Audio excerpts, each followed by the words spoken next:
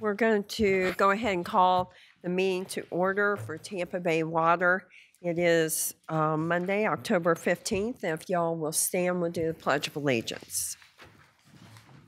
I pledge allegiance to the flag of the United States of America and to the republic for which it stands, one nation, under God, indivisible, with liberty and justice for all.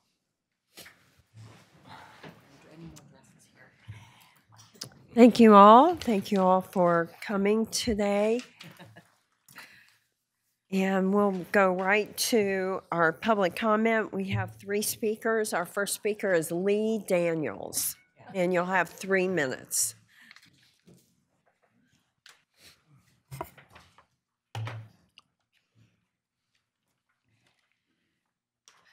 Good morning. Good morning. This is my wife, Stacy, Lee and Stacy Daniels. We are property owners, and we're addressing the agenda item C number 4, the Eldridge Wild underground power line project. We have a surrounding property, adjacent property. We have a couple of questions and concerns. One is the potential impact of construction of the underground power project. If the wells have been drastically reduced over the last number of years, first question is why is the tremendous amount of expense purchasing the property for underground power lines if the well usage is drastically reduced? The second question is what is the potential impact of the topography change of the land affecting water and flooding of surrounding properties, one being my property, and surrounding neighbor properties as well? What was the third question? Reducing the well use, increasing the flooding. And in the question of reducing the well usage in the Eldridge Wild well field, that certainly would raise the water tables in the surrounding area neighborhoods, leading to more flooding. So that's just a comment and question. Yep. And then can we have right of refusal to first? And the last thing would be after the purchase of the property for the construction power line project, we would like to entertain the first right of refusal of the said property. Are you done? Are you done? Yes. Okay. So what I'd like to do, I know Chuck Harden, our staff, is aware of your situation, as well as Hillsborough County.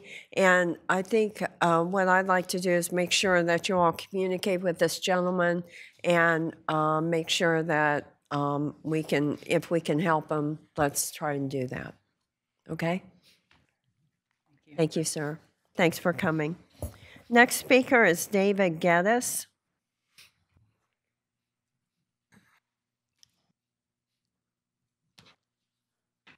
Good morning. David Ballard Geddes, Jr. I live on Georgia Avenue in Palm Harbor. Executive Order 12803 states to intending not to include every condition in order to advance objectives.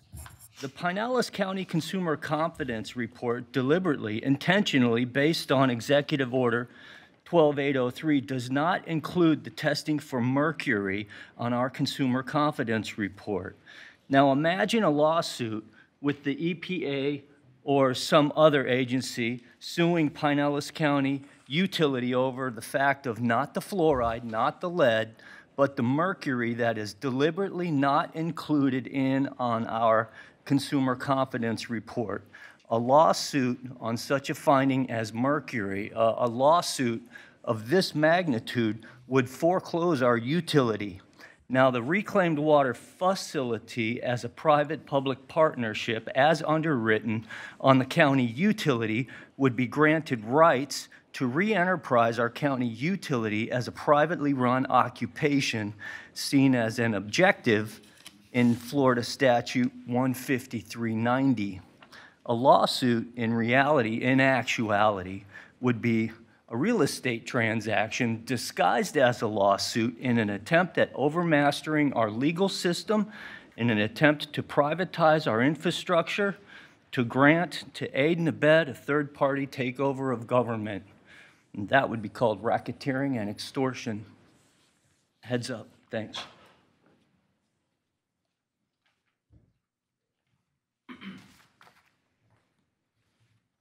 Thank you for coming. Next speaker is Mark Pluto.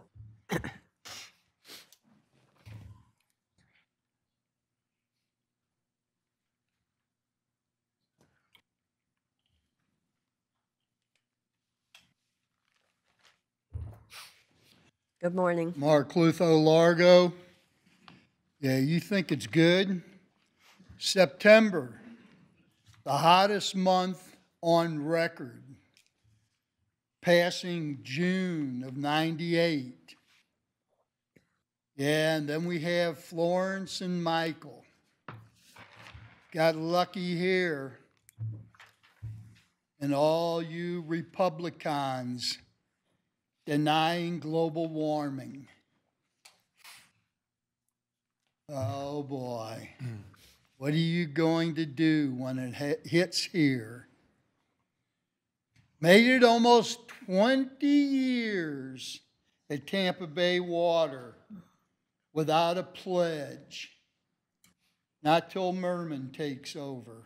Remember those famous words of Dr. Samuel Johnson, patriotism, the last refuge of a scoundrel. Here we have the evaluation of solar energy at the reservoir. Oh boy, you're really getting with the times, I see. And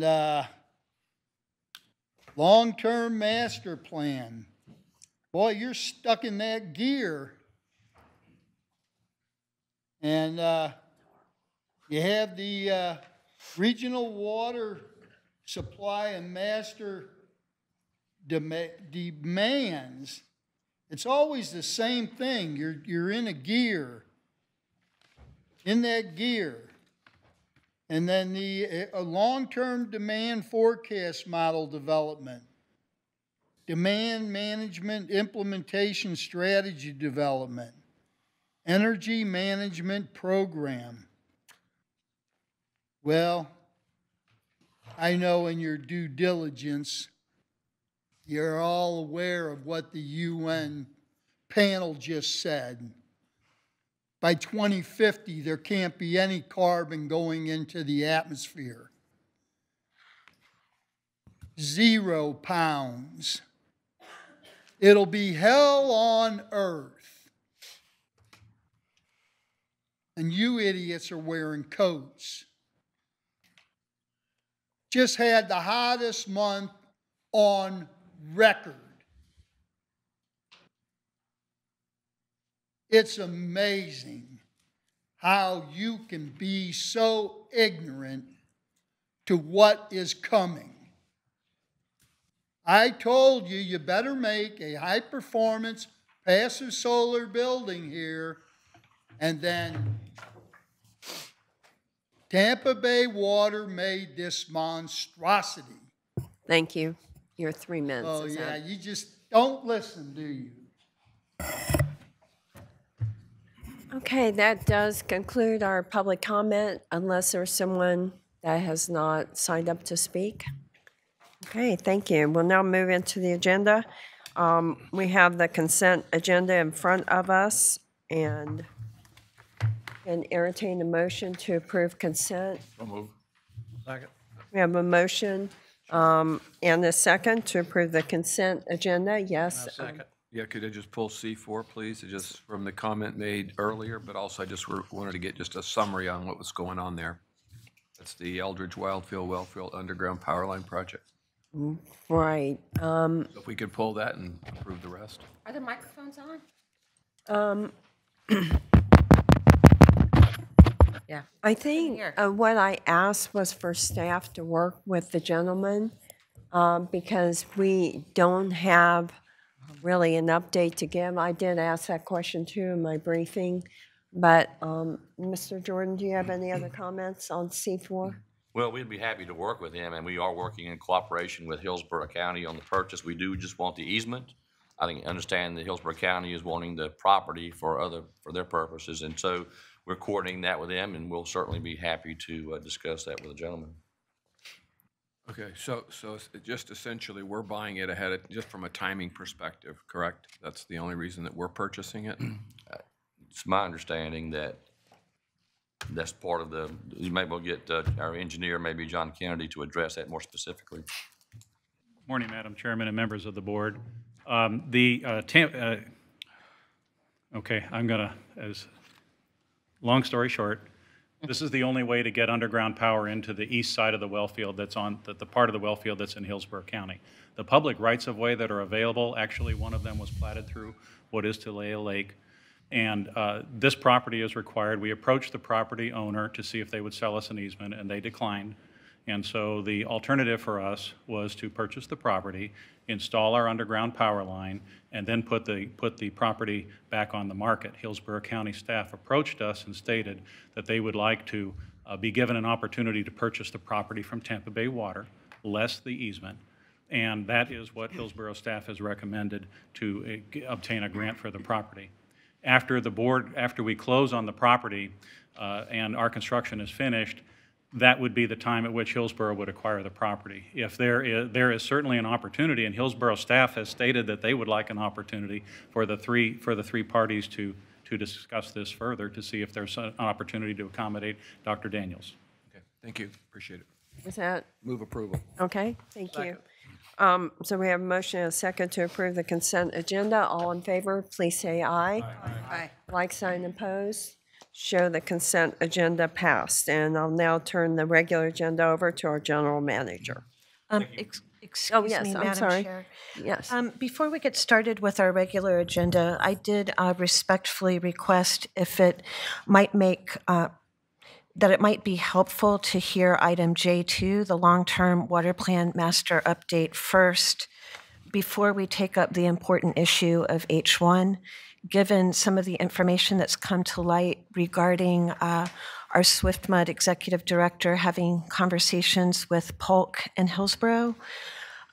This would seem to be information that would impact how we would look at SHARP and TAP, and that would be helpful information for this board to discuss before we take up a vote on H1. Okay, what's the will of the board? I'm fine with that. Okay, everybody, okay? So we will go out of order on the agenda, and our general manager will, of course, go ahead and give his report, and then we will move to J2 before we do H1. Thank you, Madam Chair, and good morning, board members. What I have for under the executive committee report is the committee did meet on September 17. And a lot of the items that were covered there are on the agenda, and they're certainly all included on the board item in your packet. I guess what I'd like to point out is the committee canceled the November executive committee meeting. The other thing they discussed was the board calendar for board meetings. And typically when we have, the board meetings start at 9:30, but typically when we have a workshop, we start at 9 o'clock. And the executive committee recommended let's just go ahead and change that to start all meetings at 9:30, regardless of whether there's a workshop. So we've made that change, and unless you have questions for me, that is all I have, Madam Chair. Okay, thank you. Anybody? Nope. Okay, then we'll just go right to J2. Yes. Sure. You want to go ahead and get that started? Yes, ma'am, and Mr. Ken Hurd will start us off. Thank you. Good morning, Madam Chair, board members. We're going to be providing you with an update on the master water plan today, just focused on providing you with information on the 4 projects that we'll be proposing to shortlist. for the upcoming years of feasibility analysis. Andre Deffenthaler with Hazen and Sawyer is going to give you an overview of those 4 projects. And then I'm going to come up after Andre's finished and provide you with an update on the discussions that have been going on involving Polk County and the Sharp project. So if you can bear with Andre through that, and then I'll be up to discuss the Polk County issue. And with that, I'll introduce Andre Deffenthaler. Thank you. Thank you, Ken. Good morning, Madam Chair, members of the board. I'm Andre Deffenthaler with Hazen Sawyer. Madam Chairman, can we get somebody to check the mic volume there? It is really low. Really low. Yeah. Okay, can we get somebody to do that? Oh, I guess it just got better. Is this better now? Can you hear me okay? Thank you, whoever's out there. Thank you. Okay. Today, I'd like to review a little more detail on the shortlisted master plan projects. That's going to be one of the focuses of the presentation this morning. I'll also provide an update on the South Hillsborough County projects, identify the next steps in additional feasibility, and also review the overall schedule moving forward with the master plan. As Ken mentioned, the master plan does encompass several different components, but today we're going to focus just on the water supply projects themselves. So just a way of review, just stepping back a little bit of history. As part of the master plan process, we did evaluate multiple configurations that comprise the various water supply options that we looked at, which included the existing surface water supply, existing seawater supply, groundwater via aquifer recharge credits from either the South Hillsborough Aquifer Recharge Project or the Tampa Augmentation Program, SHARP and TAP. And we also looked at reclaimed water to supplement each of these source supplies of water. We also combined projects identified using those different supply projects with the 2 shortlisted South County Hillsborough projects to get water to South Hillsborough County in the near term. That included the groundwater treatment plant, relying on credits from the Aquifer Recharge Project. And that benefits by providing both an additional supply as well as provides the needs in South Hillsborough County. And then also the pipeline from the regional facility site to the South County area. Those projects from a water supply perspective, as well as the South Hillsborough County projects, were combined into multiple configurations, over 15 configurations. We did a core screening process and narrowed those down to 9, each of which could yield a total of 20 million gallons per day of additional water supply, as well as met the needs of South Hillsborough County. Those 9 configurations were then further evaluated in a fine screening process using the board-approved decision-making criteria of environmental stewardship, project cost, and reliability. Those criteria were broken down into more detailed criteria to get a more fine assessment of different configurations, and they were ranked from 1 to 9. When we ranked those configurations from 1 to 9, the top 5 configurations, we found that there were 4 projects that were common to those 5 top configurations, which I'll get into more detail now. Those 4 projects that we identified for additional study include expanding the surface water plant using existing source water, surface water supply. The second project is expanding the surface water plant using groundwater from aquifer recharge credit from the Tampa Augmentation Program. The third project is expanding the desalination facility using existing supply. And the fourth is a new groundwater treatment plant using aquifer recharge credit from the SHARP program. We also found that those top 5 configurations did include one of the 2 shortlisted projects for the South Hillsborough County supply needs, which was either the groundwater plant via credits from SHARP or the pipeline. So we decided to continue looking at those 2 projects in parallel along with these 4 projects. So now I'm going to get into more detail on each of these 4 projects, assuming that each one of them can be implemented to meet not only the regional supply needs in the first phase, but also needs of South Hillsborough County. The first project is the surface water expansion with existing sources. The source water would be to optimize the existing surface water from the Alafaya River, as well as the Tampa Bypass Canal, to see how much more additional supply we can get from the existing sources. The treatment would be an expansion of the surface water plant. There would be a pipeline required if this project was implemented as part of the first phase to get water to South Hillsborough County, approximately 30 miles of 36-inch pipeline from the regional treatment plant to South Hillsborough County. The yield is approximately 10 million gallons per day. The capital cost is $164 million, with a unit cost of $3.89 per 1,000 gallon, which includes both capital and O&M. Note that the capital, well, the O&M and unit cost does not include the cost of any credits, well, that's not for this one, but that the pipeline assumes 50% of the pipeline cost is allocated to Hillsborough County. The second project is a surface water expansion with aquifer recharge credits from the Tampa Augmentation Program. In this case, the source water would be groundwater that we can achieve or withdraw based on the credits from the Tampa Augmentation Program. The treatment would be expanding the surface water plant. This project would also require a separate pipeline from the regional site to South Hillsborough County to meet the needs of South County. The yield will be 12.5 million gallons per day. The capital cost would be $190 million, and the cost per 1,000 gallon would be $3.73. In this case, the pipeline also assumes 50% costs would be allocated to Hillsborough County, and in this particular project, it also does not include the costs associated with aquifer recharge credits that would go to the City of Tampa. The third project is the Tampa Seawater Facility, Tampa Water Seawater Desalination Plant expansion. The source water would be seawater from the existing source. The facility at Apollo Beach will be expanded as part of this project. There will be no additional pipeline required for this project to supply South Hillsborough County, assuming that water can be supplied from DSAL facility to the South Hillsborough County region. The yield is approximately 10 million gallons per day. Capital cost $244 million, and the unit cost $6.58 per 1,000 gallon. And the fourth project is a new groundwater treatment plant via credits from Sharp.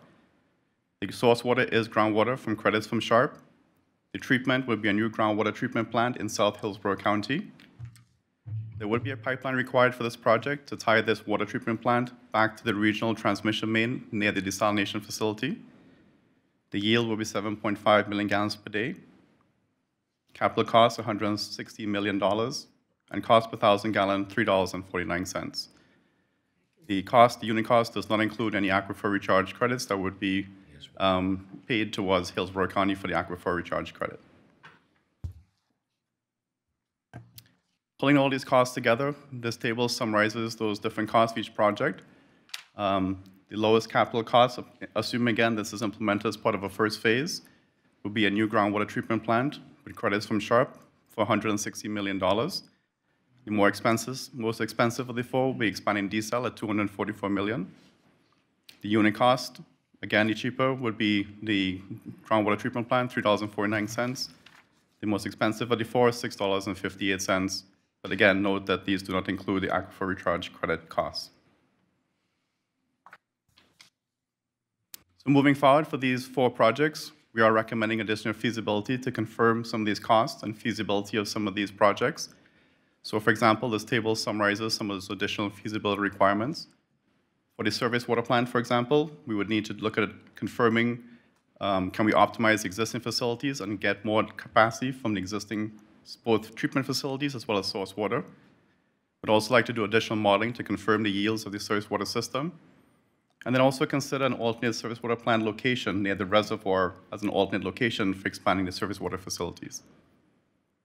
For the seawater desalination project, the additional feasibility could include additional pilot testing to evaluate pretreatment options as well as enhanced treatment, as well as ways to optimize existing treatment facilities and also identify potential impacts on the TECO changes.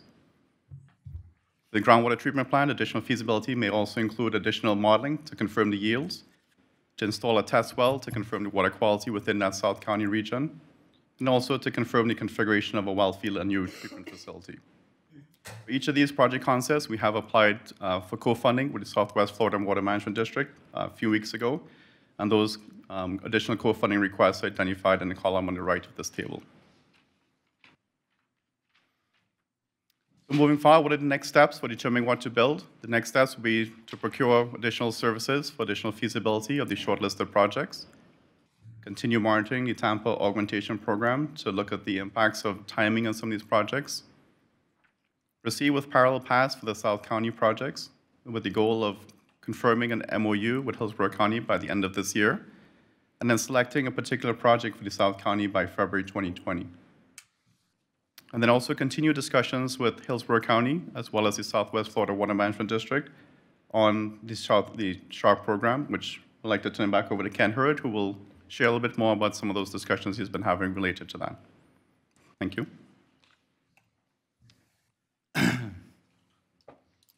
Thank you, Andre. Madam Chair, I'd like to give you just an update on the discussions that have been ongoing between Tampa Bay Water and other parties relating to the potential interests that Polk County may have in water supply from the SHARP project. On September 12th, at the request of the Southwest Florida Water Management District, Tampa Bay Water staff met with the executive director of the district and also representative of Hillsborough County. The discussion centered on trying to resolve an existing water use permitting dispute between the Peace River, Minnesota Water Supply Authority and the Polk County Water Supply Cooperatives and some of their members regarding a water use permit application that the Peace River Water Supply Authority submitted for additional water supply from the Peace River. The district expressed interest in trying to find a solution to resolve this ongoing litigation by identifying an alternative water supply project for Polk County and its municipalities. The idea that the district mentioned was a plan to possibly make available a portion of the water from the SHARP project to Polk County. At that meeting, Tampa Bay Water only committed to further discussions in order to better understand the potential impacts that that arrangement may have on Tampa Bay Water and its master water plan. So an additional meeting was held on October 3rd with all parties invited for further discussion of this concept.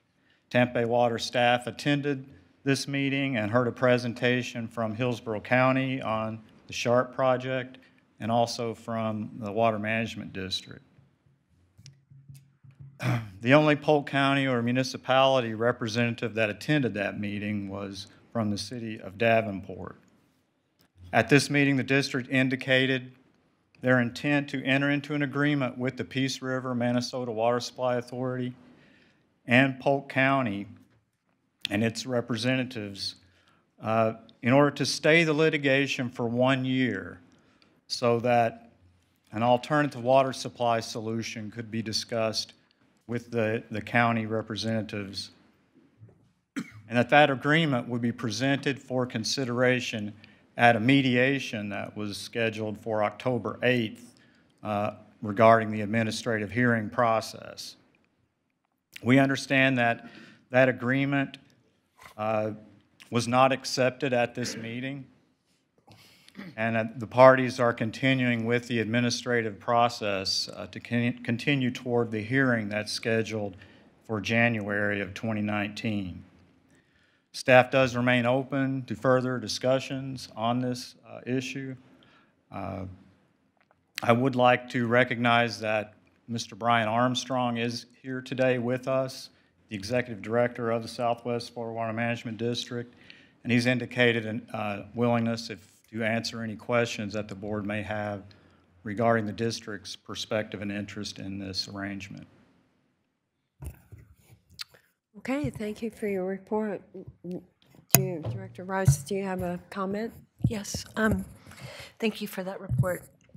I am interested in hearing a little bit more from Mr. Armstrong. My questions are, if part of the plan to help, I'll wait till you get to the podium.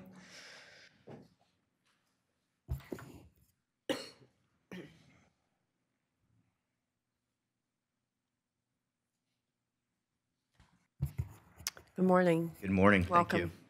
Good morning, Mr. Armstrong. My question is, if part of the plan to help Polk County depends on getting water from a jurisdiction of a member government of Tampa Bay Water, at what point does our board become part of this discussion? So, great question. Thank you. And thank you again for the opportunity to be here. We were in very preliminary stages, and all your staff has committed to at this point was to sit down with the three of us and talk about it. You've seen your need for 7.5 million gallons per day. There's a timing issue. There's a quantity issue. How much, when, and where are the three answers we needed, in which we have not figured that out. It was simply an olive branch to Polk County that said, hey, there's an underutilized source here, one that we plan to use out into the future. We don't have all the answers. So what we need everyone to sit down and do is talk about it. When do your needs need to be met? What does it look like? There is not enough information right now for anything for you to vote on. So what we would want to do is kind of sit the technical staff together and kind of work our way through that and then come back to the board when there's an appropriate decision to come back to the board, your board, my board, Polk County's board. But at this point, we don't have that right now. What we've done is a feasibility on the project. What we know is there's water available. What we know is South County will continue to grow, which means the source water will continue to grow. It's opportunity. I didn't want to predetermine who gets what. That needs to be done together. And a decision point and coming back to this board would be most feasible when there's more information available on how, when, and where. I was concerned because all of our discussions, as far as I can tell, and how we have been estimating and appraising the SHARP project has been in terms of how we respond to increased demand coming from Pasco and South Hillsborough particularly. And it seems as though, you know, Tampa Bay Water is highly regarded for our regional cooperation in solving our own water wars from, you know, that had dragged on for decades, 20 years ago. It seems like our reward for taking less groundwater means that that water would go to Polk County. And also, have there been discussions about how TAP plays into this? So here's what I was trying to do. I initially had to approach the folks with the source, and that was Hillsborough County, to see if there was a willingness to participate in discussions about potentially providing water for Polk counties for future use. Once they were on board to open for discussions, and my next step was to come to your staff and ask them if they would sit down with us and Polk County if they agreed to work this out. Then the third step was to go to Polk. And my offer to Polk was, sit down with us, but you have to put the litigation on stay so that we could have the communication that we need to without being under the threat of litigation and having to watch every word we say. So once we got through that process, the thought was, let's talk about it. And there's been a lot of discussion about, well, once the water's in the ground, it belongs to everybody. But quite simply, to use the water, we have to issue a permit at the district. The only way we can issue that permit if there's an agreement between the county and whoever receives the water. That provides us the surety that protects the resource to get the water. So in that, Hillsborough County is a major player in this. And as far as Tampa, no, we haven't approached them directly yet.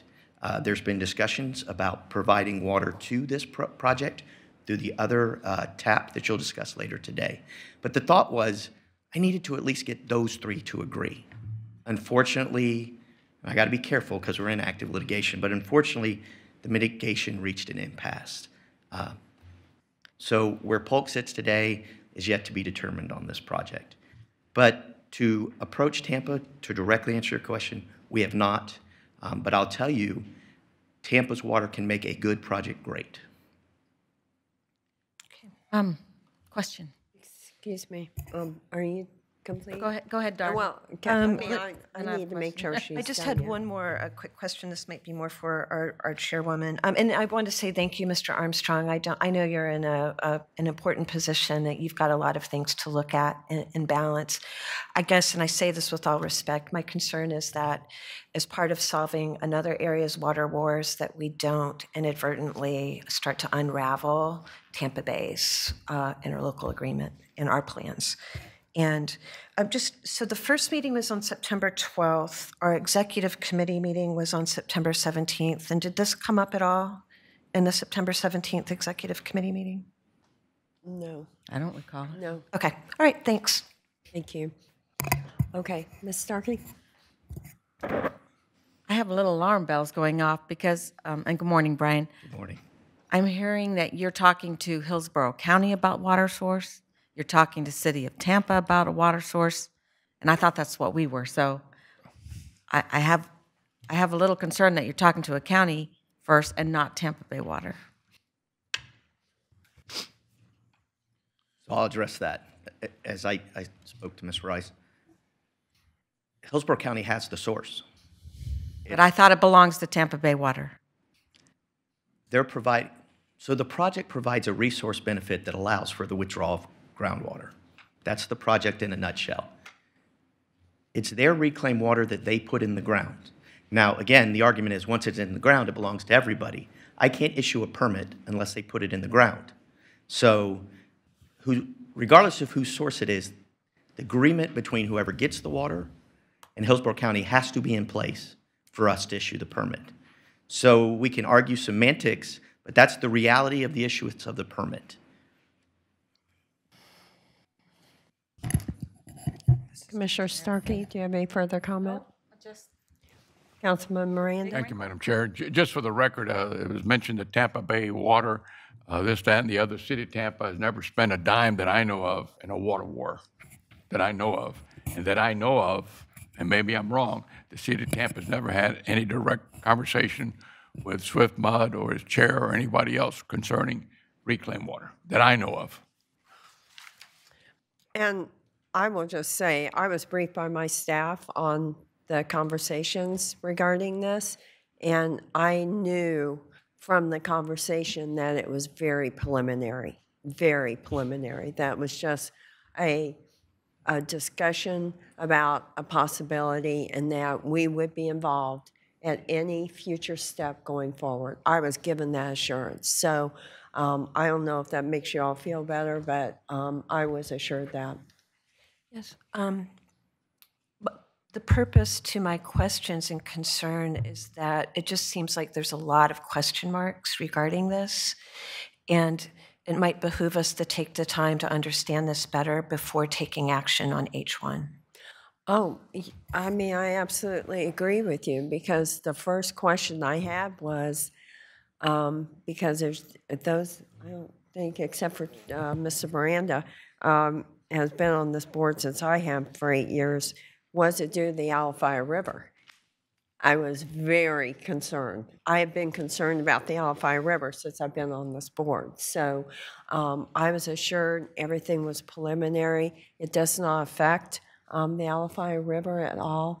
But believe me, I'll be watching it very closely.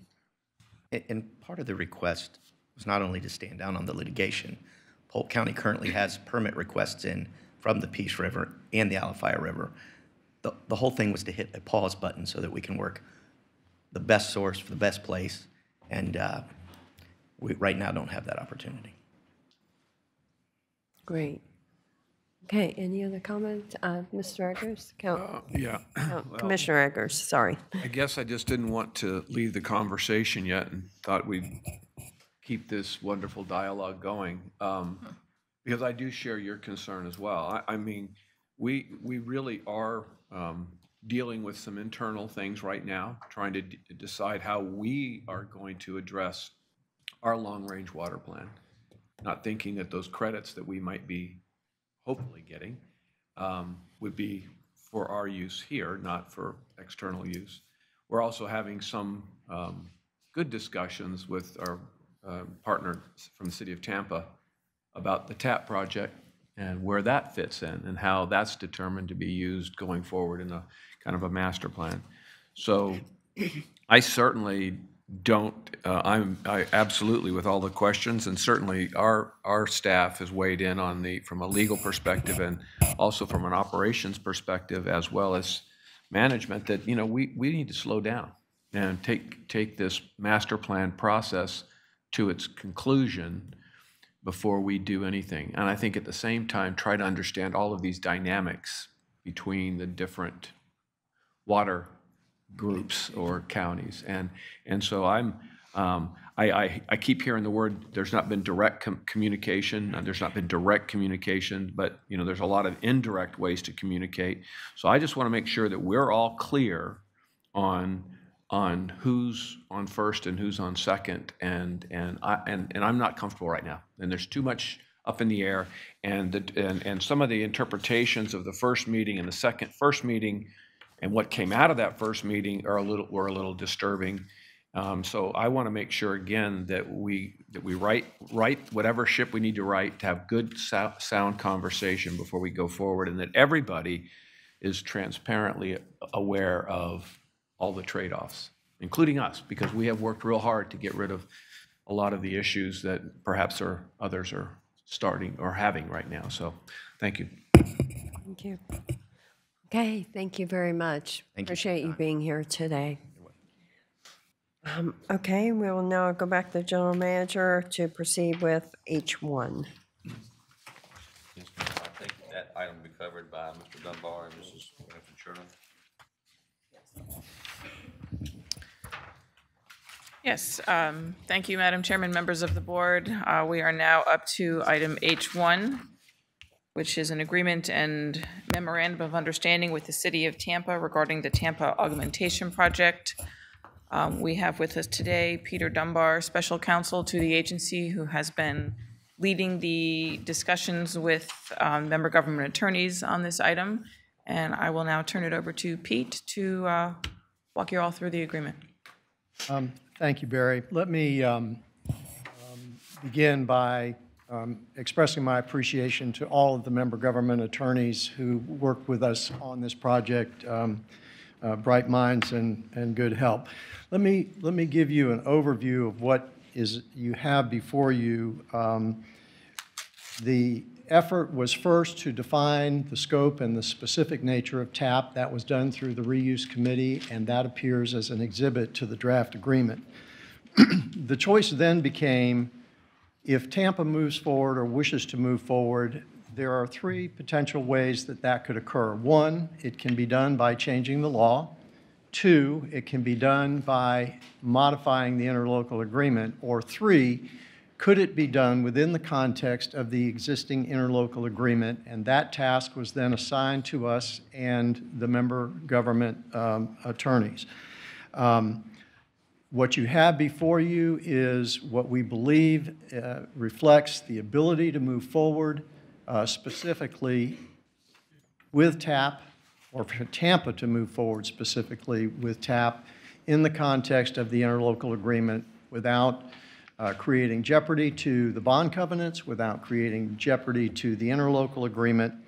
And what you see there is basically an exchange for Tampa to move forward with their project, with the exchange in regional benefits that include the following items. And I'll go through those briefly and then try to answer whatever questions you might have. First would be the 6 million gallons a day that would no longer need to be part of the budgeting process that Tampa Bay Water goes through on an annual basis as backup capacity for the city of Tampa. In addition to that, the modification of what's known as the 2040 permit, which currently is for the exclusive benefit for the city of Tampa, to my understanding, has the potential of providing an additional 20 million gallons a day to the agency. There is also a payment of $7 million to be made in 3 increments that Tampa would provide to the agency. And finally, there is also a commitment that there would be 10 million gallons a day potentially made available from Tampa to the agency. Finally, probably, at least in my mind, one of the most significant components is that it preserves the cooperative relationship of the interlocal agreement for the regional components of the resource that everyone has the benefits of, by making sure we have not disrupted the interlocal agreement that took 3 years to put together. And that's basically what you have before you in terms of the ability to implement TAP, or to have TAP be implemented at the expense of Tampa, not of the agency, without disrupting the interlocal agreement. Madam Chairman, that's what we have put together for you to review. Okay, that was brief and to the point. Do we have questions? Councilwoman Rice? Okay, thank you, Madam Chair. I wanted to draw attention to the memo that the City of St. Petersburg sent Tampa Bay Water. It's in the back of your packet. The St. Pete City Council, at my behest, we held a Committee of the Whole workshop on September 27th to discuss this proposal. And then we subsequently, our City Council voted unanimously to support the questions and conclusions that came out of that meeting. So I did that in part just to, it's part of the culture of St. Pete, just to discuss these issues with transparency. And I wanted to be sure that when I was here discussing this issue and voting today, that you all know that I'm speaking with the, I've done my due diligence to check in with all of my colleagues and the administration, as well as our staff. In this memorandum, and I'm not going to read it, but I would like to point out that there were 9 major points dealing with policy issues and concerns related to this agreement. We also had about 8 additional legal questions and concerns, not the least of which is how it is that Tampa Bay Water can be a party to sign to this agreement to assign the rights to Tampa. And lastly and importantly, we discussed, we went over the executive committee meeting that was held on September 17th. And we shared some of the questions and comments that were brought up at that meeting that were brought up by Commissioner Merman, Commissioner Starkey, Commissioner Eggers. And as far as I know, some of the questions that came out of that committee meeting have yet to be fully addressed or answered in this environment where the rest of the board can hear those responses. So I'm concerned, I'd like to hear more from some of our executive board committee members, their thoughts on what questions came out of that committee meeting. And then secondly, it's the issue last week, suddenly there's a proposal for Tampa to offer $7 million to our water rate stabilization fund.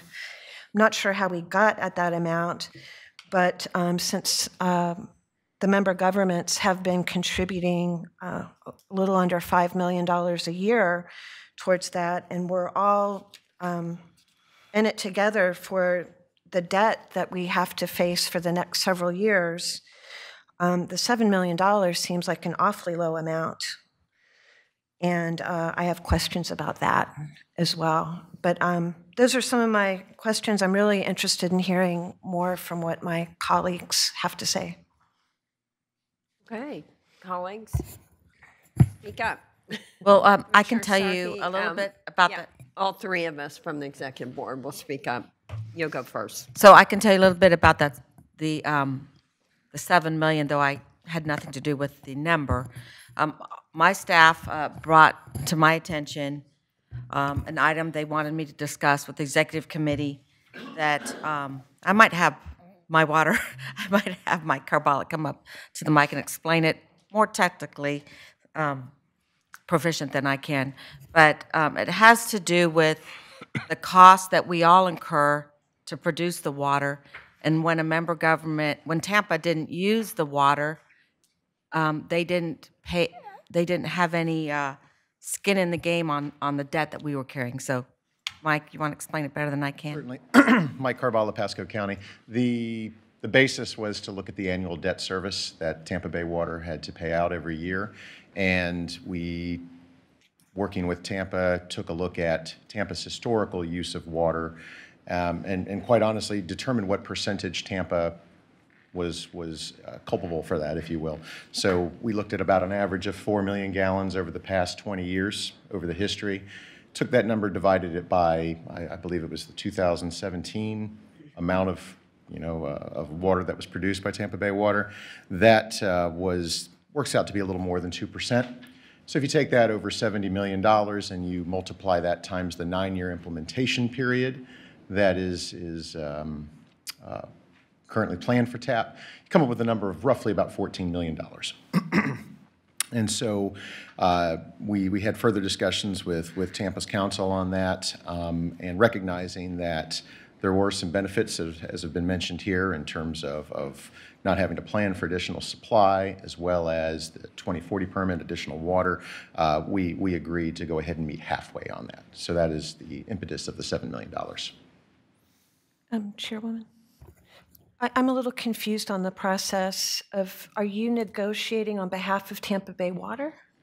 Like, how did this conversation come about between This you happened with and our Tampa? council as part of the, go ahead. Yeah, he left off a step. One of the things that we asked one of the things that we asked the member government lawyers to do through our sequence of meetings over the summer, because there are issues here probably appropriate to talk about as far as policy. Commissioner Starkey brought up this particular issue, and we asked that in the initial drafts, changes or policy considerations that the member governments brought back to the member government lawyers brought back to the team meetings be considered. So our understanding was that each of the member government lawyers had the ability to talk to their respective principals, and that's how it got built in. That was an issue that was important to Pasco County. They brought it back to the team of lawyers working on it, and it went into the final draft of the agreement. Commissioner Starkey, do you want to continue? No, I just wanted to make, it wasn't our staff negotiating for everybody. It was all the attorneys from all the member governments were directed to have a meeting, and there was an outcome from that meeting. Yeah, our executive committee directed them to get together to work out the concerns that we brought up at the executive board. And I think one of them was the voting powers of City of Tampa going forward. One was the cost. Commissioner Eggers, do you? No, I mean, that was kind of it as well, that what I recall. I was just trying to look back at the minutes just to jog my memory how the conversation went. I'd kind of like to talk a little bit, if we could, briefly to the I think you had 5 or 6 points. If you could specifically talk about the 20 million gallons a day to the agency, 10 million gallons a day from Tampa to the agency. The issue of how much money should be paid is, to me, is another issue down the road. Whether or not we want to go in that direction at all, to me, is the issue. Then it's just about splitting hairs about dollars. So if you could talk a little bit more about, I guess, the advantages that you pointed out to the agency to entering into this agreement, this not having to plan for the 6 million gallons a day anymore. Then you talked about an additional 20 million gallons a day to the agency, and then later, the fourth point was another 10 million gallons a day to the agency. So I wanted to make sure I understood what those two were again. Thank you, Commissioner. Let me begin with the first.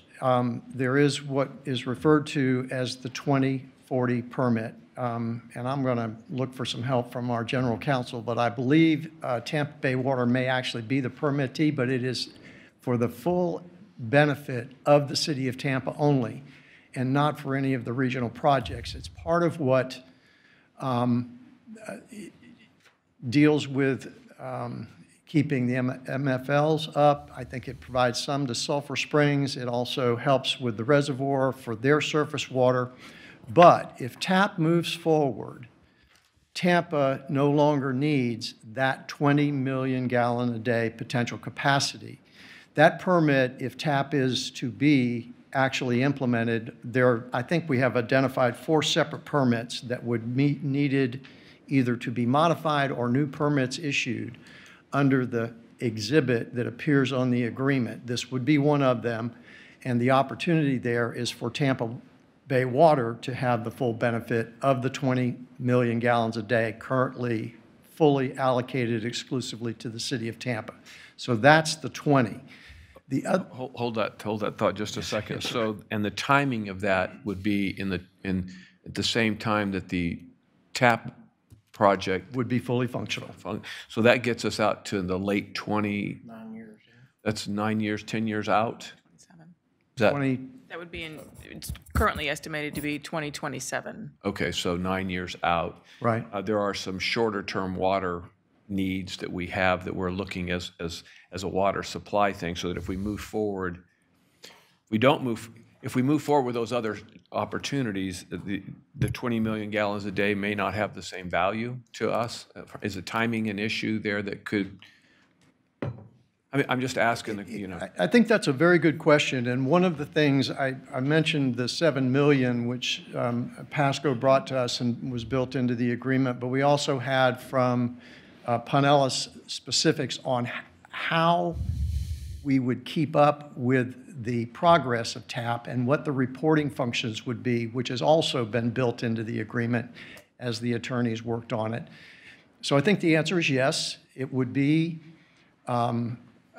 there is the well, in the most extreme, TAP might not work. TAP might not be able to be permitted, but what you have before you is the specifics on how it is designed, what its specifics contained, and how it would move forward.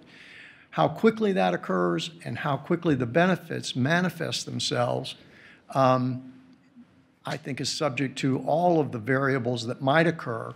But at the same time, based on the agreement that we have here, that burden falls on Tampa. The expense to do all of this falls on Tampa, so that the Tampa Bay Water and its member governments get the benefit if it realizes what it potentially offers. Those were the specifics that I was identifying.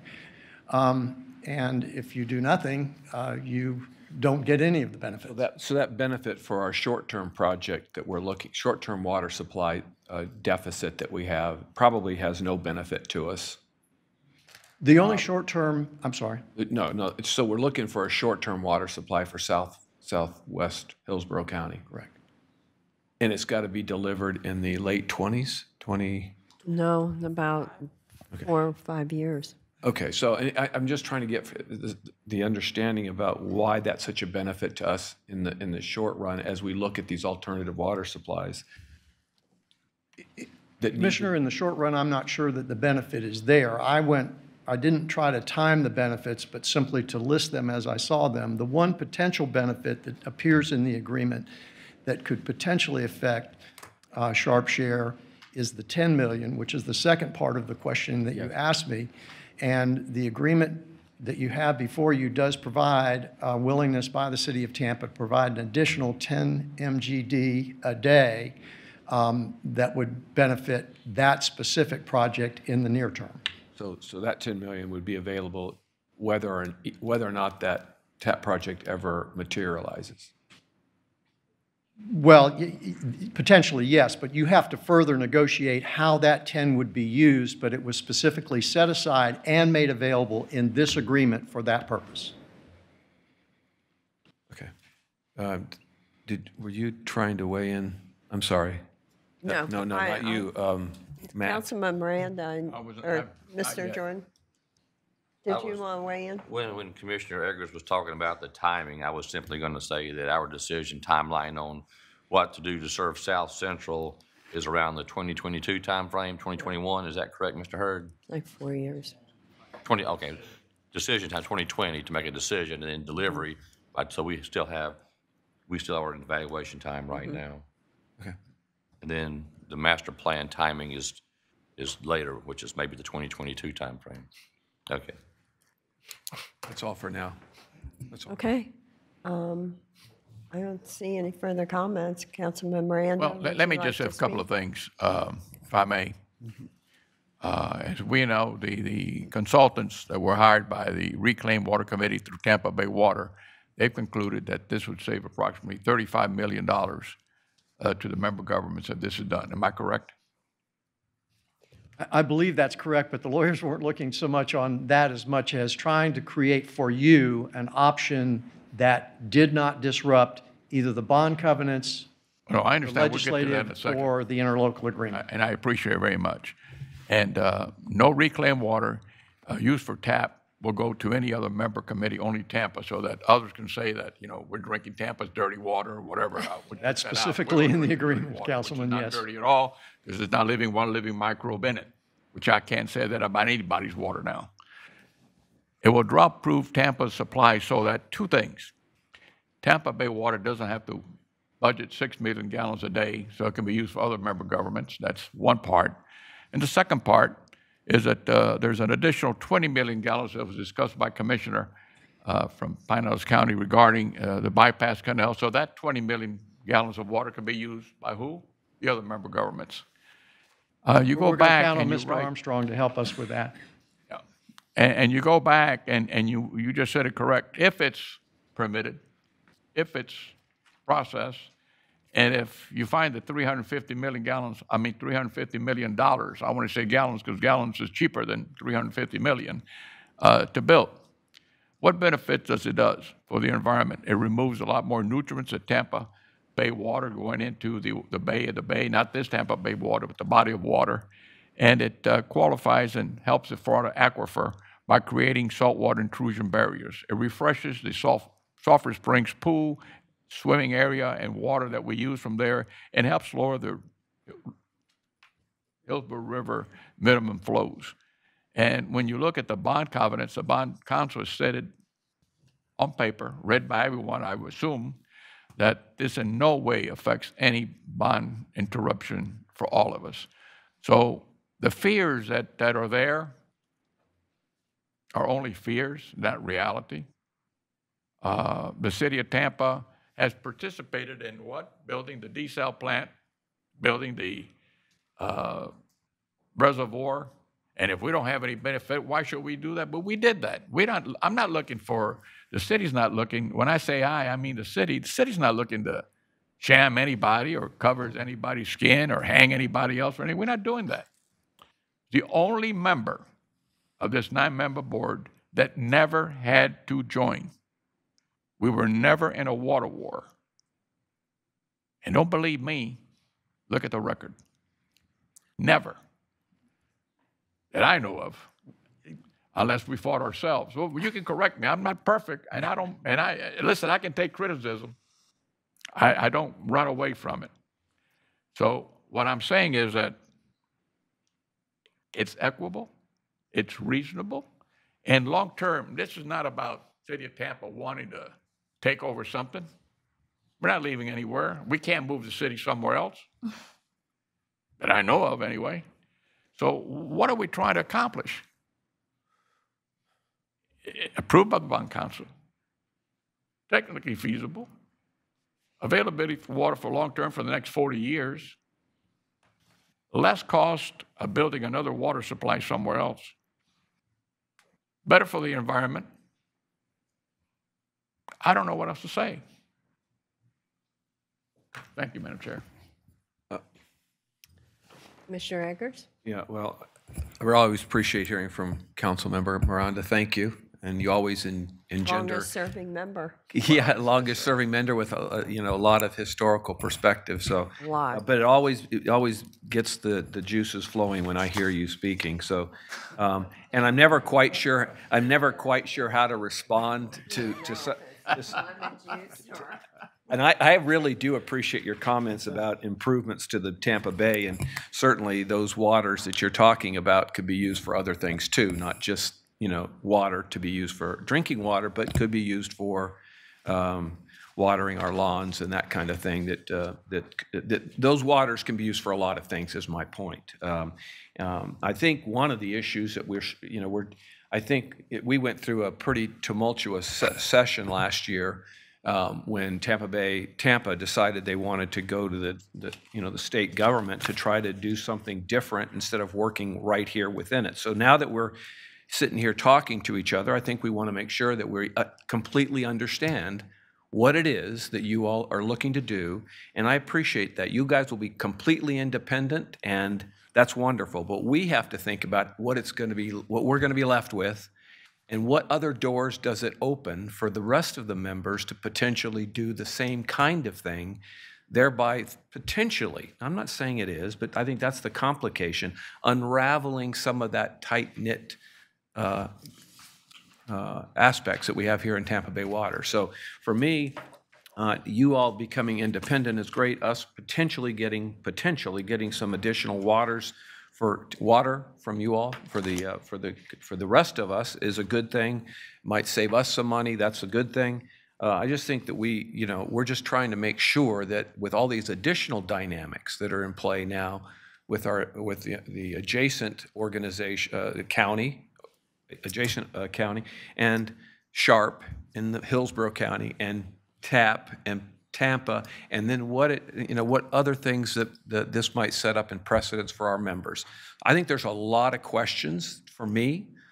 I just want to make sure again that we're protected, that this agency is protected. It's worked hard to keep it together this long. So I'm not necessarily so adverse to Tampa doing their thing, but I still am not completely sure I understand exactly what the consequences and what benefits that you all say we have, do we really have? So those are my concerns. Thank you.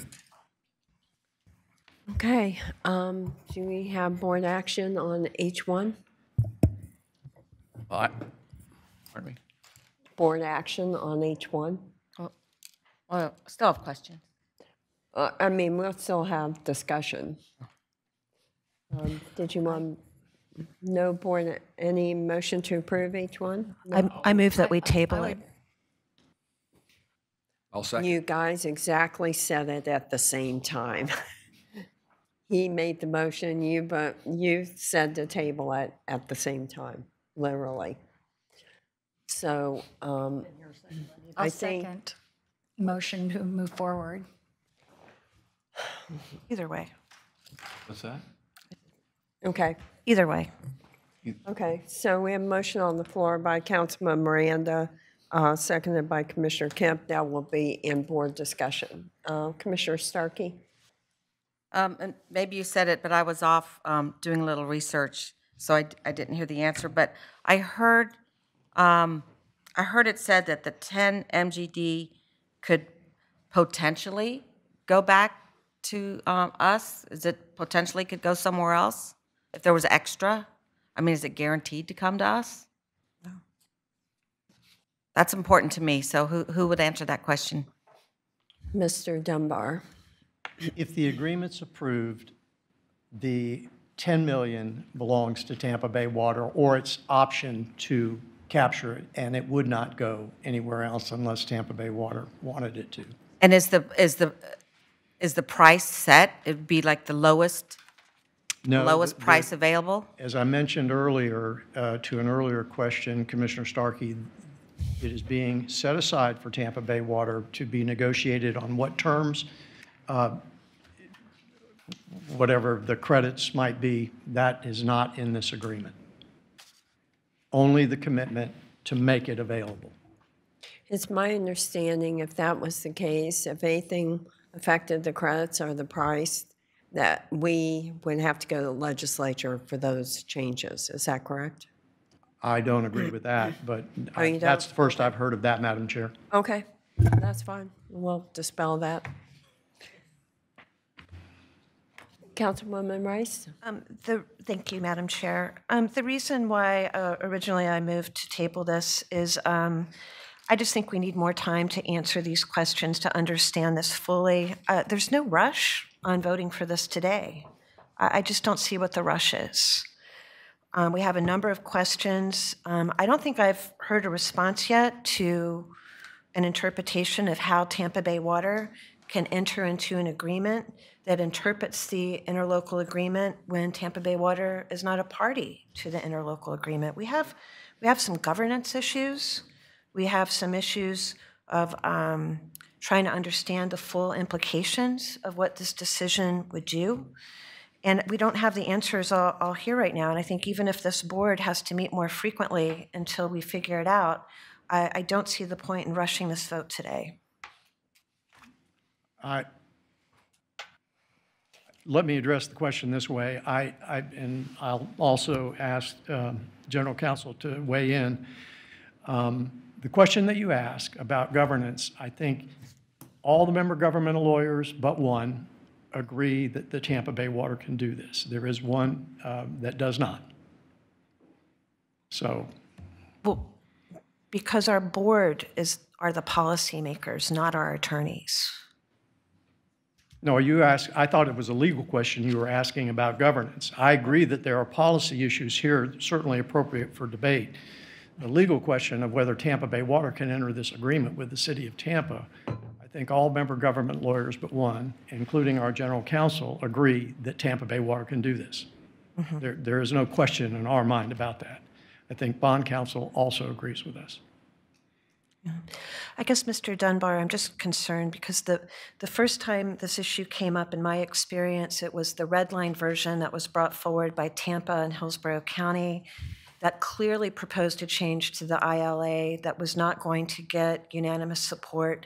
Then there was the legislative runaround that was stopped. And I remember you clearly. I watched the meeting again last night in September, our special emergency board meeting, as a response to that. And I heard your own words where you issued the caution of what we were going to engage in that could unravel the historic interlocal agreement.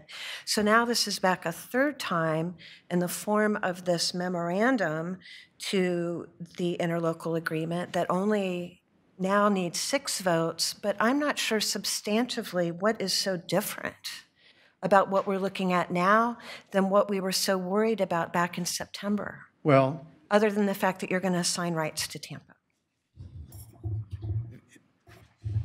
if you will remember, in my presentation in September, we had the first component piece of trying to refine this within the context of the current interlocal agreement, and that was to define in specific terms what TAP is, what the scope is, so that you can work around it.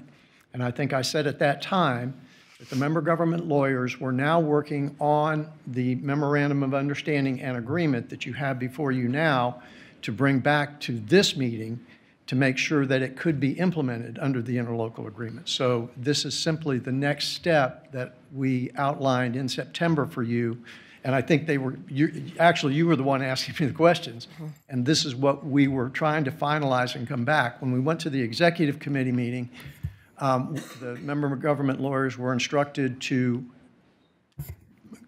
communicate with their individual member governments, try to address specific issues that need to be included within the agreement, and that's been done. So we're back here now with what we think is the completed format from a legal perspective that allows Tampa Bay Water and the City of Tampa to move forward on this. The policy specifics, which we were discussing about the benefits, certainly open to debate if you wanted to do it. But I think for the lawyers, all but one of the lawyers that worked on this team, we're confident that we have presented to the board that which can be accomplished. Well,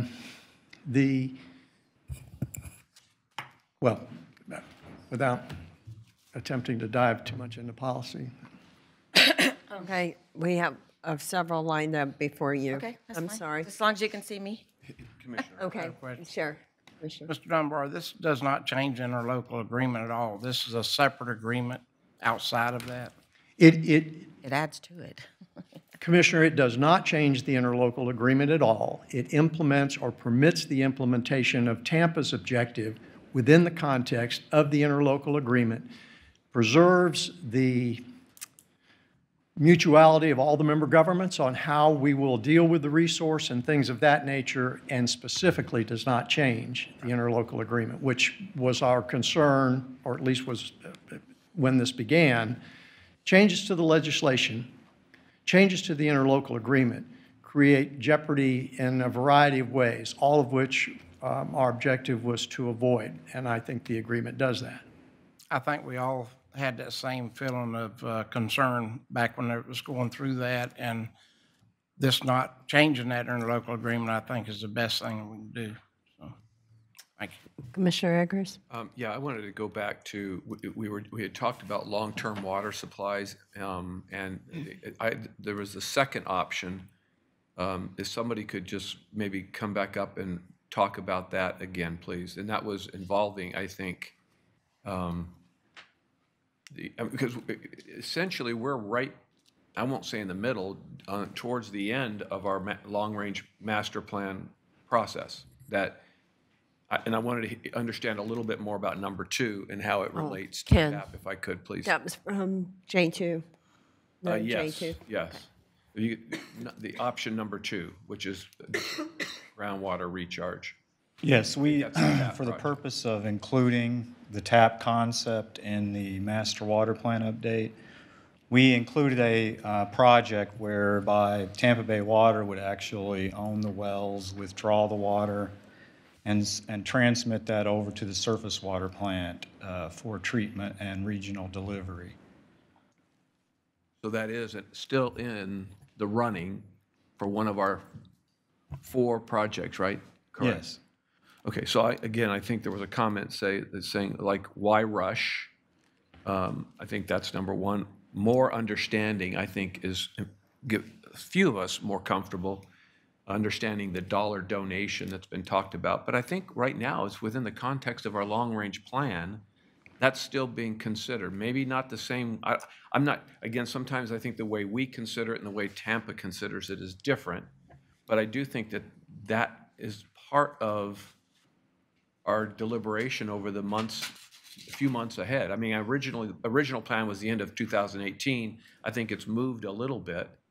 But again, I think it's part of the conversation. And I think, again, from my perspective, that's the normal course of events. And so that's the feeling I'm more comfortable moving in that kind of process that we're engaged in and having that part of a solution that we're all sitting at the table together talking and figuring it out. So just want to make sure I understood what that option 2 was.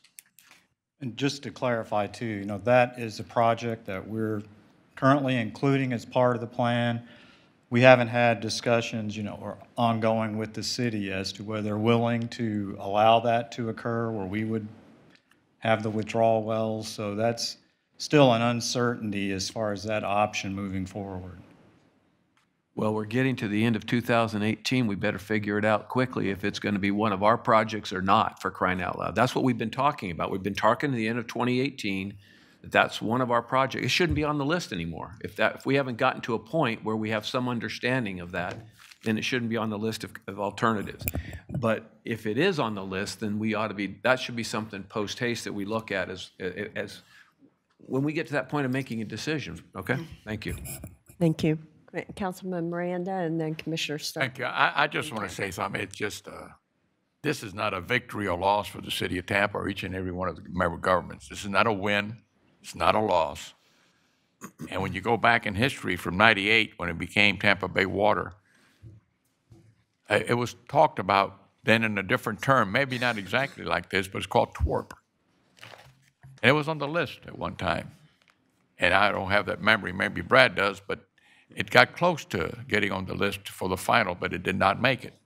And in essence, that would have been basically, we were going to do this thing, but maybe Brad could come up to speak on a couple of seconds or minute, whatever, if the board allows us to do that, to show you that Tampa has never had anything to do in isolation for itself.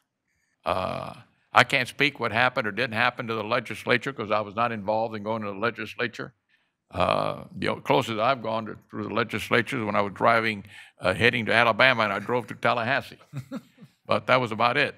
But what I'm trying to say is, you can look at it in time, you can look at it in history, but all the facts have been performed by the bond council, by the individuals that we hired to do our performa, and it all came out factually what we're talking about.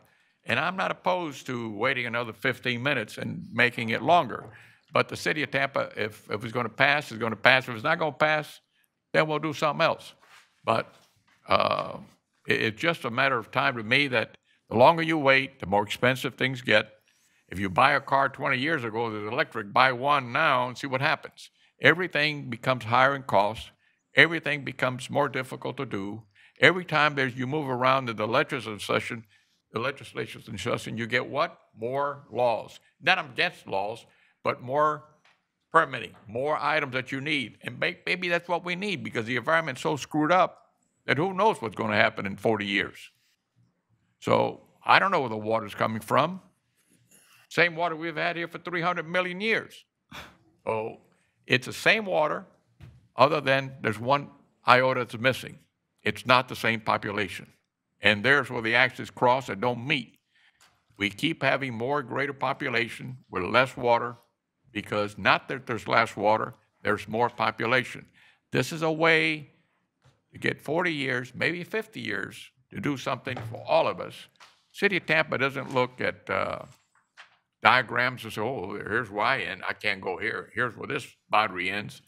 It's a 3-county, 9 government agencies. They're working fine.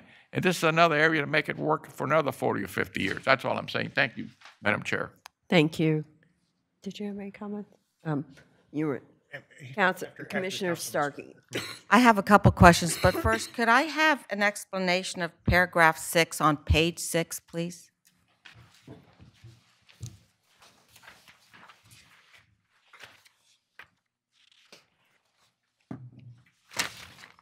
Page 6 of what? The MOU? Is that page 6 of the MOU you're talking Yes. about? Okay. Commissioner, that's the 10 million gallons a day that I was referring to that Tampa makes available under the terms of the To agreement. whom? To Tampa Bay Water or to Hillsborough County? Tampa Bay Water. It says here to Hillsborough County. So just checking.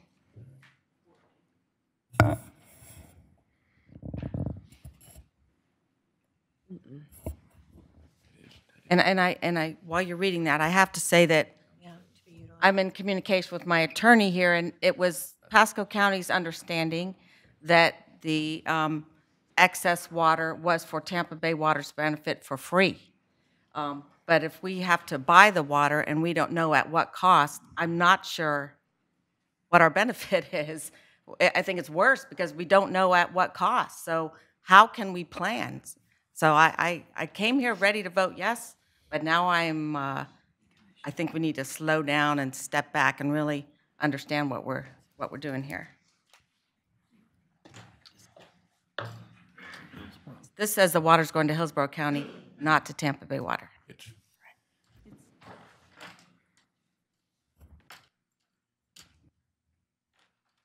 Commissioner, I think you make a good point, and it probably on this particular line needs more specificity.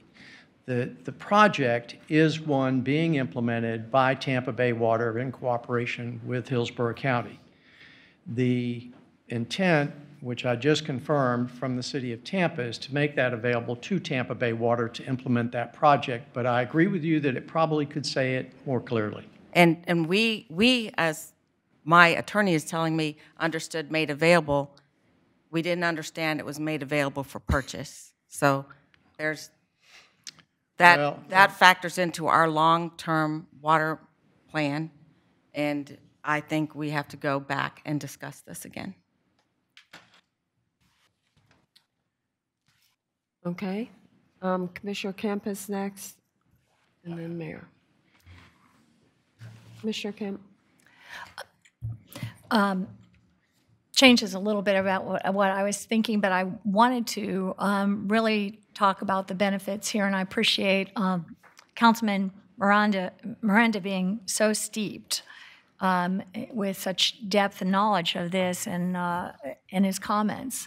So well taken, and I want to emphasize with the discussion being made here today, I'm really been looking and reading and trying to get as steeped as I can in this. And I really think that this is a proposal moving forward, maybe not in exactly these terms, if that's a bit of an issue to be ironed out, but moving forward and proceeding with this. I think it's very important that we make this hurdle because this to me speaks to being able to keep Tampa Bay Water together and having it be, I look at this agreement as being strengthening us, Tampa Bay Water, strengthening the region.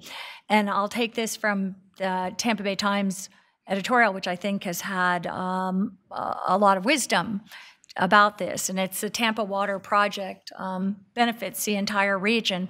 A proposal that goes to the three-county utility Tampa Bay Water today could benefit residents, the economy, and the environment across the region.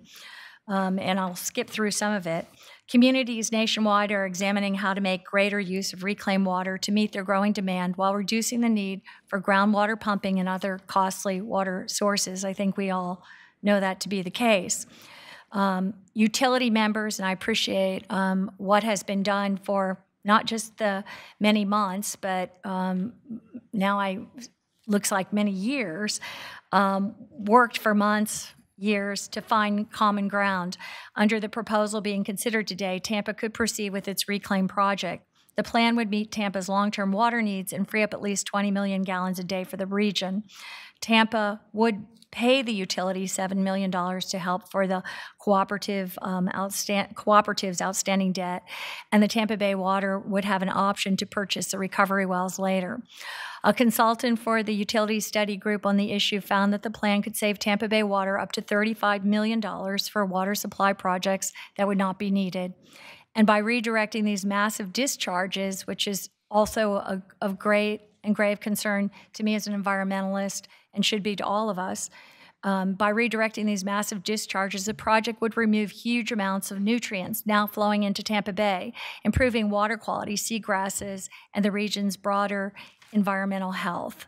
The utility lawyers, and as a lawyer, I've looked over and pondered and thought about this agreement. Tampa's proposal is consistent with the interlocal pact that formed the agency.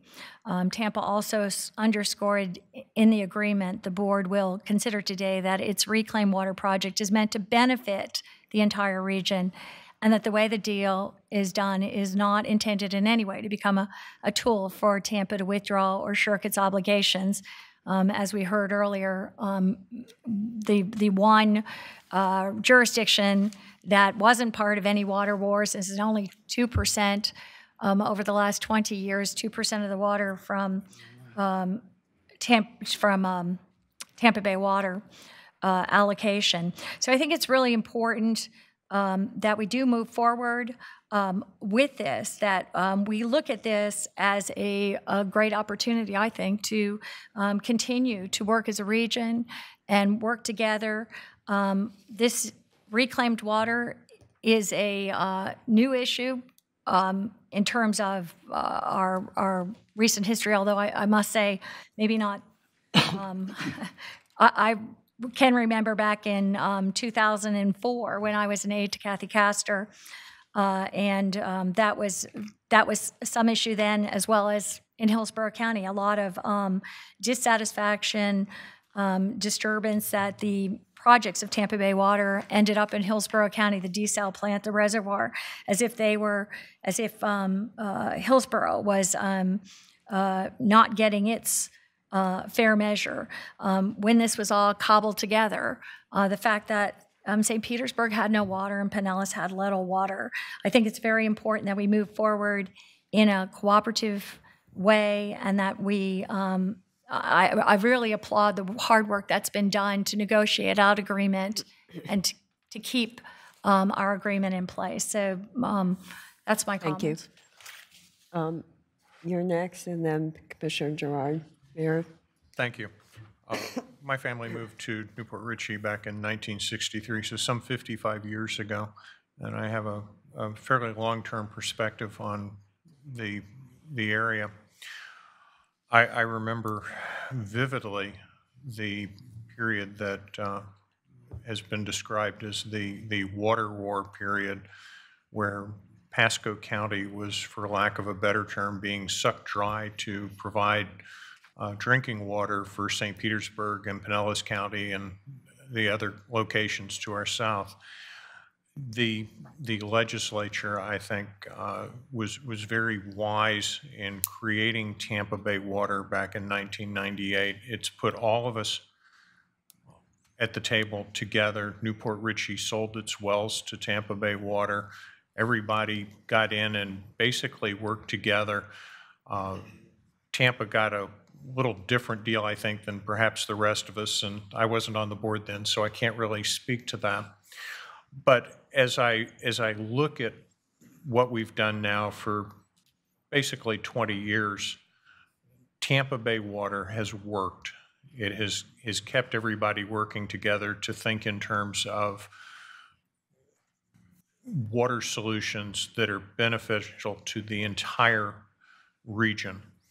Tampa has, for lack of a better term, gone out on a limb, proposing something that has not been done in the Tampa Bay area before, and that is taking reclaimed water and in one form or fashion, converting it into potable water.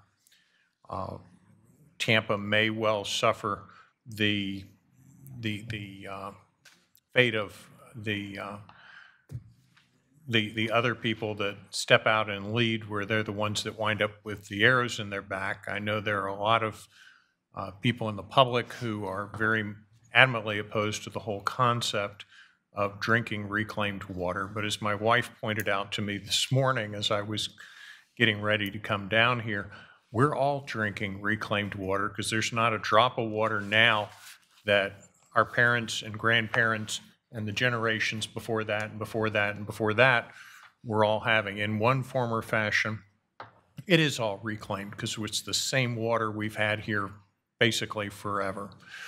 I commend Tampa for coming up with an idea that's different and being willing to take a leadership role in trying it.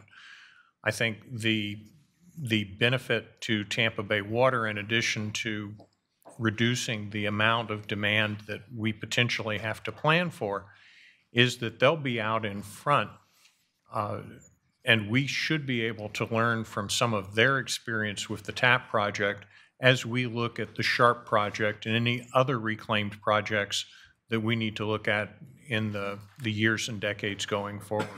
This is an important change for our region. It's an important change for our communities. And I commend Tampa for being willing to step out and say, hey, we're willing to lead on this. Great, thank you. Yes, Commissioner Gerard? Thank you. I don't think I hear anybody here saying that we are ready to just scrap this agreement. I hear several members saying that we have some questions. We have a few details that we'd like to work out, and that there's no urgency to sign this or to sign off on this thing today.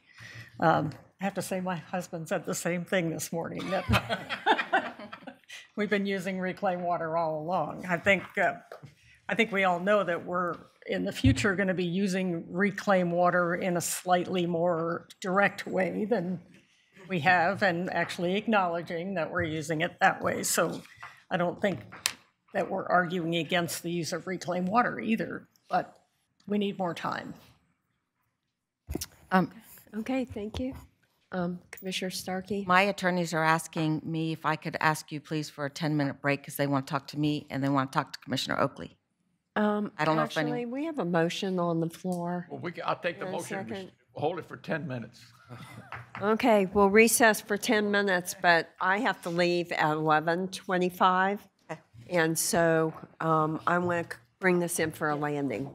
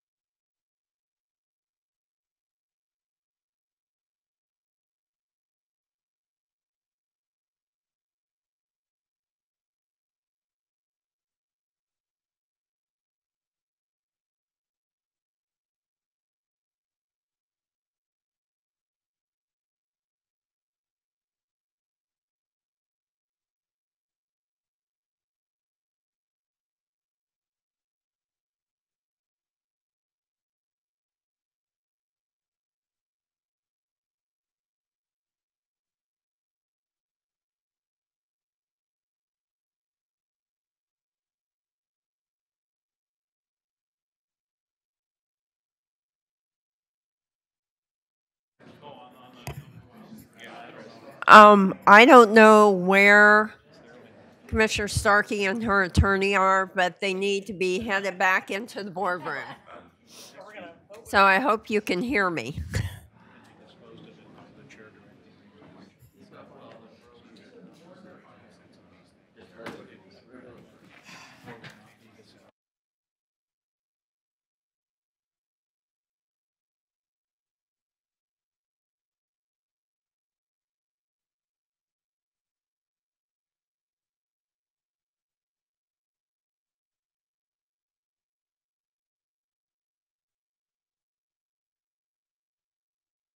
Hardly ever warm, but this is discussion. This is so cold.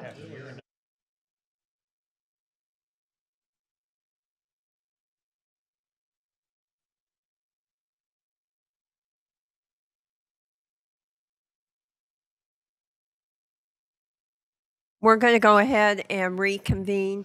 There are other questions that can be answered while we're waiting for Commissioner Starkey to come back. Wherever you are, Commissioner Starkey, out there. Yeah. Okay, Pete, you said you could address several other issues. Well, two thoughts, and I would really not want to do this until the affected parties were in the room, but I believe that with the lack of clarity in paragraph 6 that Commissioner Starkey raised, I think we have the ability to resolve. Microphones, we need to turn it up again. Whoever is out there in microphone land. Pete, that was rather hard to hear up here, so if you wouldn't mind repeating what you just said, please. Yes. The there you go. Lack of clarity that Commissioner Starkey appropriately pointed out, I believe, has been resolved. I don't know if it's resolved. We're good. We're good. Okay, next issue. The other issue that occurred to me, and I want to go back and talk a little bit about the context of the interlocal agreement. While I appreciate Mr. Nickens or whoever wrote the editorial with his themes, there are subtleties in the interlocal agreement that you have the knowledge of that others don't necessarily have. And one of the key important elements here is that the member governments, after we completed the creation of Tampa Bay Water, have control of their wastewater. So, for us to, as a collegial agency, to be able to use or rely on wastewater from a member government, whether it be Pinellas or St. Pete or Pasco, you've got to ask them. So the question Commissioner Eggers was answering or was talking about in the master plan relies on somebody else's wastewater. And have we asked them, could we do it? Because if they say no, it shouldn't be in the master plan. So I think that question should be asked. And that would then eliminate some of the confusion. One of the difficulties that I give a lot of credit to the reuse committee on accomplishing was there was a lot of confusion about what the component pieces of TAP were. And they tasked themselves to specifically identify the elements and the benefits, and that's what appears on the exhibit. The question I don't think has been asked yet, Tampa, will you give us your reuse so that we can use it this way, yes or no? And Madam Chairman, members of the board, I think that's an appropriate question to ask and get an answer to. Okay. Who are we asking the question to? Am I like, I mean, you're telling us we should ask a question, but aren't you supposed to be answering it? Oh my goodness, wish I could. Gentleman on the front row. Just tell us who we need to point to get up there to figure it out. Gene? I think that's probably true, but again, well. They're sending me. Good morning, Jan McLean, Office of the City Attorney with the City of Tampa. The project that's identified on the short list for the Master Water Supply Plan is not one that the City of Tampa is anticipating moving forward with. We have the TAP agreement as it's configured for all of its elements, and the project that is in the Master Water Supply Plan would not fit within our TAP project. So that would be a no. Okay, there's your answer. Commissioner Eggers?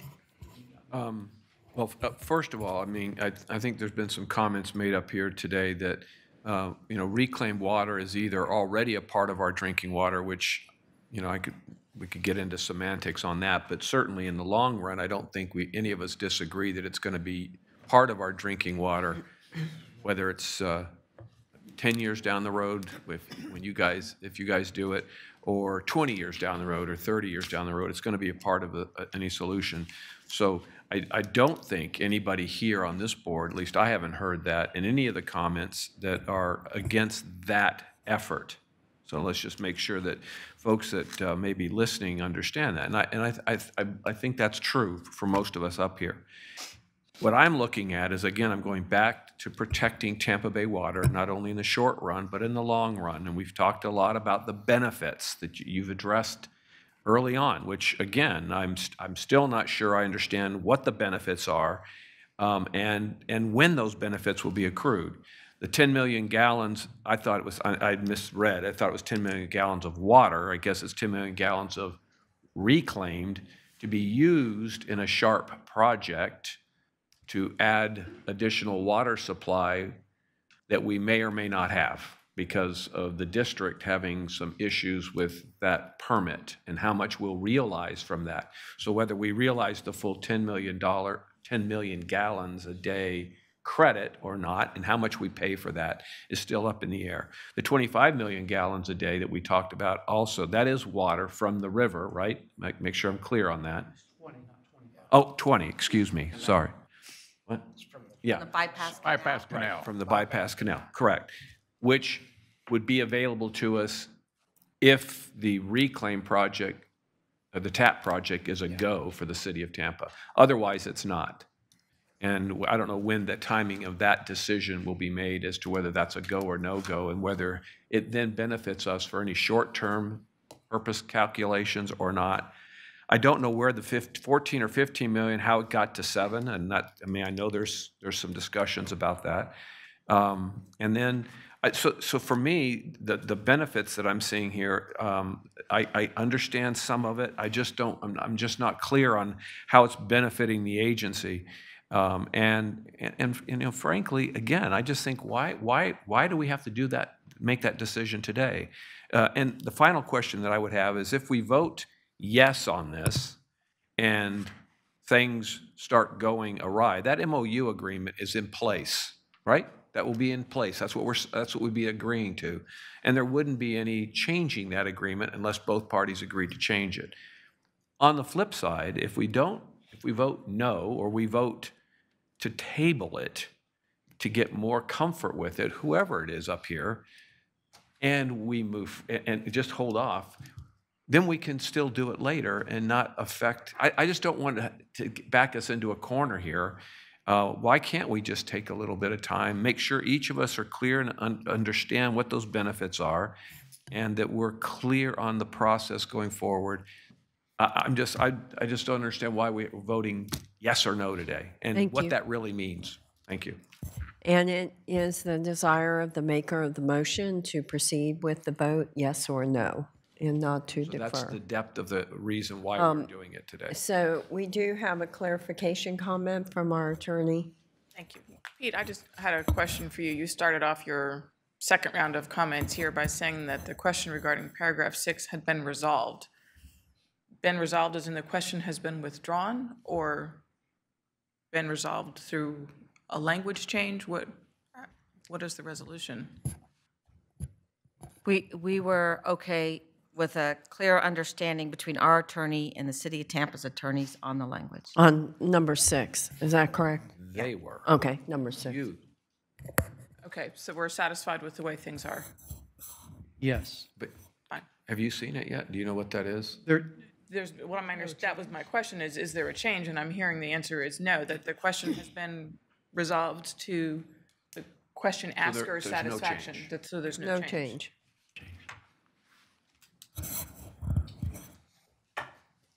Councilwoman Rice? Thank you, Chairwoman. And again, going back to the 7 million, I mean, this is just something that came up very recently. It just came up last week.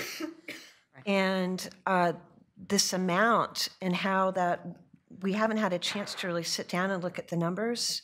And Tampa is obligated to some of this debt service as of right now through at least 2037. And so I'm not sure I think 7 million is enough. And I kind of question the process of how this all of a sudden came before us last week. After St. Pete sent its memo to the board, then it was seemed to be in a sequential time. Then a letter from Tampa came offering the 7 million towards the rate stabilization fund. And this board just really hasn't had adequate time to dig into those numbers as a board to figure out how we got to 7 million. Again, I'm just not sure what the rush is for this decision. I think the more time that we take to make sure this is solid, and St. Pete is here in the spirit of cooperation, and I want to make sure whatever decisions that we make, we do it in a way that strengthens the interlocal agreement in Tampa Bay Water and not inadvertently weaken it. One thing also that we haven't talked a lot about is you know, we can get up to 10 million gallons a day from optimization projects, so optimizing the surface water treatment plants, optimizing the desal plant. Tampa hasn't even had to use a lot of its water, so again, I mean, what's the rush? I just don't understand what the rush is for making a decision today. Thank you. Any closing comments from the maker of the motion? No, I think we specifically know exactly what's on the table. It's not, this project, the way I'm looking at it now, it seems like it's going to fit one area of the 9-member governments. We're all in this together. This is for 40 years down the line. This is to solve some problems that we have. We're the ones that are going to take, we're the ones that are going to use, so there's no other government can say that we're feeding something to somebody else that they don't like. I understand the demographics. I understand that everybody's got to get elected. I understand all that. This is not about an election. This is about areas that we have to look at for the benefit of all. There's on the table enough things to go around to satisfy everyone. The 7 million was explained earlier by the gentleman from Pasco County, I believe. The supply and demand has been supplied and demand here every time we have a meeting that tells what the forecast is. Everything that we've done has been open in space. The city of Tampa tried this 20 years ago, and I'll repeat myself again, under that project that was TWRP. It's been ongoing. We're not here to try to hold up anyone. We buy water just like anybody else does. And we sell water at times. It doesn't make us any better or any worse than anyone else. This is not about anything else other than supplying the whole region with water in a different concept where you have water that we would use, you use it, and it's the same cost. So that's my closing statement. Okay. Can I ask one question real quick? Just to be sure, the 20 MGD coming from the Tampa Bypass Canal will be free to Tampa Bay Water regardless of the SHARP project? Yes. Yes, ma'am. Is that correct? Yes. That makes me more comfortable. So. Doesn't that deal with the TAP project, though? No. When would that come available, the 20 million? That's the question. When? TAP has to be fully functional. Yes. Or that trigger both the 20 and the 6. Right. And as I mentioned earlier, obviously all of this is a permitting process through SwiftMud. So including the TAP project, I mean, there are permits that are involved here. But the current beneficiary of the 2040 permit is relinquishing in this agreement all rights to it once TAP becomes fully functional, making it available to all, the region and the member governments. For free? No charge. I have a question. And I just want to tell everybody, this project, this is a first step, but it's a long process. Long process of approvals, permits, you name it. So I just want to let y'all know it's not something that's going to happen tomorrow. Sorry. The question Brief. that Catherine, that she raised, that's a good one to understand, but it doesn't mean we're going to get that water. And so I just wanted to make sure I understood the water's not going to be made available to us until the TAP project is fully functional. So we're going to be making some capital decisions, correct me if I'm wrong, well before that, before we know whether that 20 million gallons will be available to us. So it'll be free, I get that. But I'm just trying to understand where it fits in the time frame for it to be valid, for us not to have to spend other dollars, $1 on capital. If that 20 million gallons is coming, then we don't need to do some of the things we're doing. Got it, 20 million gallons a day, but we don't know that it's coming. So when do we have to make these decisions from a capital standpoint where that has relevance? Yeah, we need you to answer that. That's for you. I was gonna say, the timing is discussed in the agreement. I mean, there's a date certain that the city would have to verify that they are moving forward and that they are, as far as, now that goes to Tampa Bay Water budgeting the $6 million or planning for the $6 million to supply them as needed.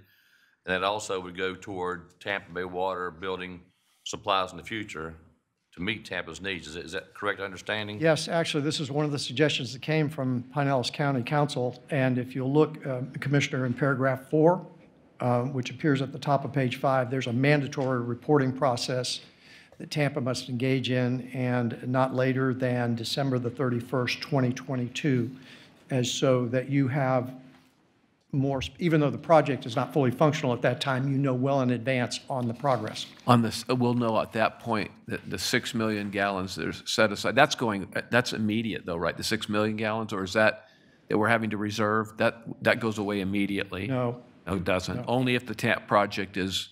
9 years. Only if the TAP project goes forward. The $6 million budgeting is a current obligation under the interlocal agreement. Okay, and that's continuing until the project is fully functional. Fully functional in late 2020. 2027, fully functional.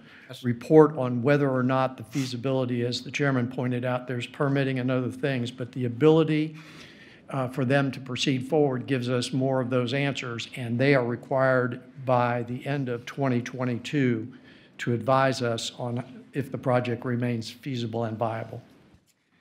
Okay, again. So that wouldn't become available for 9 years, right? Correct. And we won't know for sure until it's fully viable whether we have relief on the 6 or have access to the 20.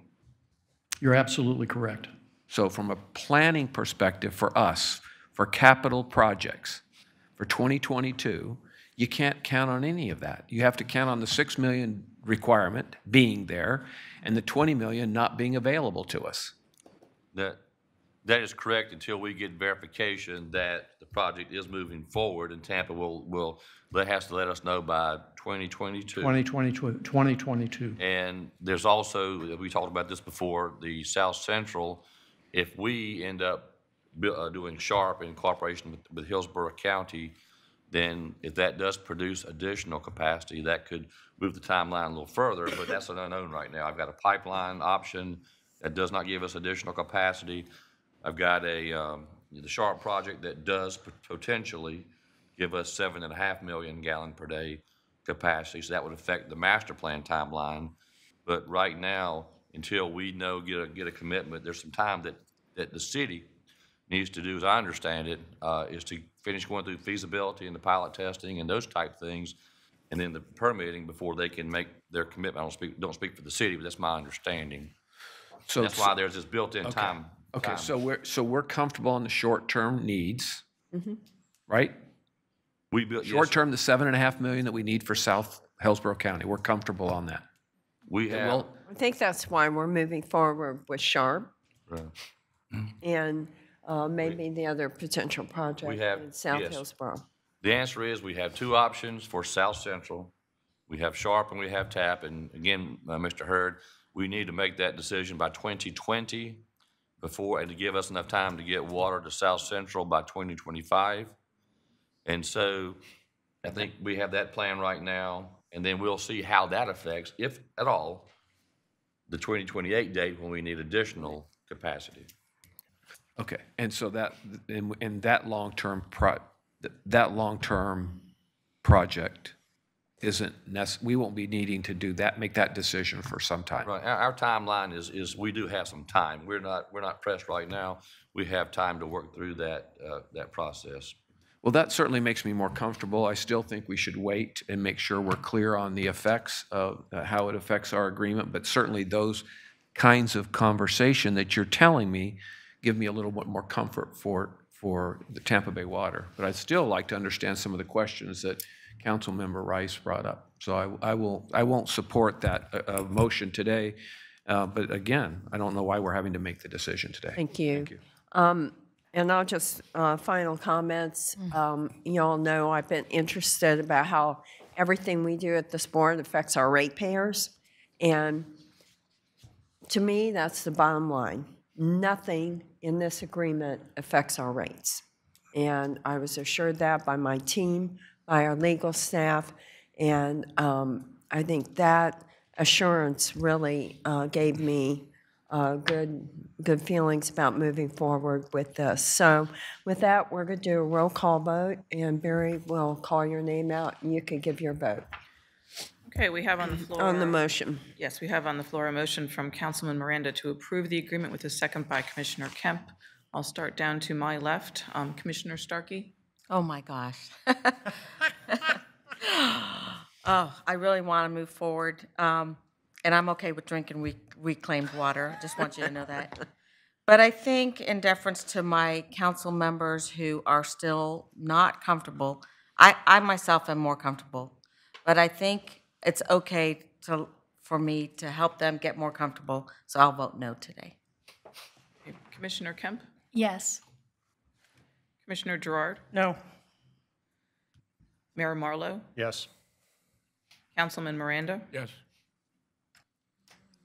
Commissioner Eggers? No. Commissioner Oakley? No. Councilmember Rice? No. Commissioner Merman? Yes. And with that, the motion fails. That motion failed. We needed 6 votes.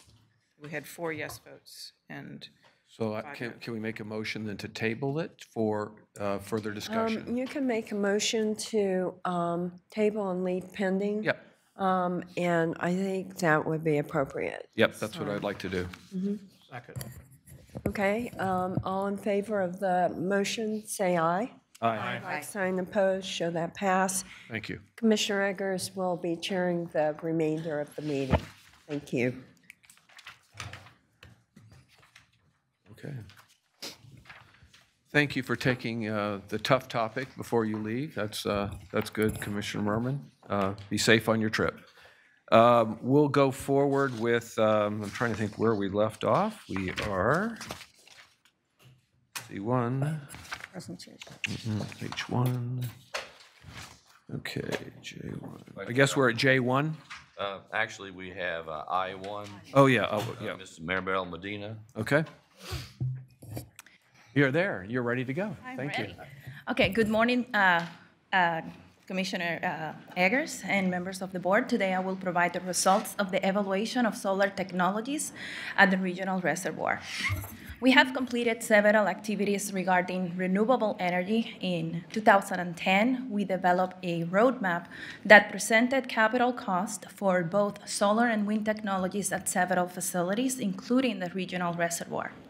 In 2012, we completed a solar demonstration project at the Brandon Urban Dispersed Well, and in 2017, we completed the evaluation of hydropower technologies. And this year, per the board's request at the June board meeting, we completed the solar energy feasibility evaluation at the regional reservoir. The regional reservoir sits in a 5,000-acre parent tract of land owned by the Southwest Florida Water Management District, and the reservoir itself is within an exclusive boundary easement shown within the green boundary line. The rest of the site is within mitigation and conservation easements. Tampa Electric provides power at the reservoir. Our average energy consumption is about 2.5 million kilowatt hours with an average cost of 7.3 cents per kilowatt hour. We spent about $180,000 a year in electricity at the site. We evaluated 2 design alternatives for both, including floating and ground-mounted solar. The picture to the left shows a typical installation where solar panels are installed over flat floating plastic docks. These platforms are set in place by cables or anchors, and the ground-based systems are the more traditional option, and solar panels are set on support structures made of aluminum or steel. The picture on the right is our demonstration project at the Brandon Urban Dispersed Well. This table shows the interconnection options available to Tampa Bay Water. These are all regulated by the state.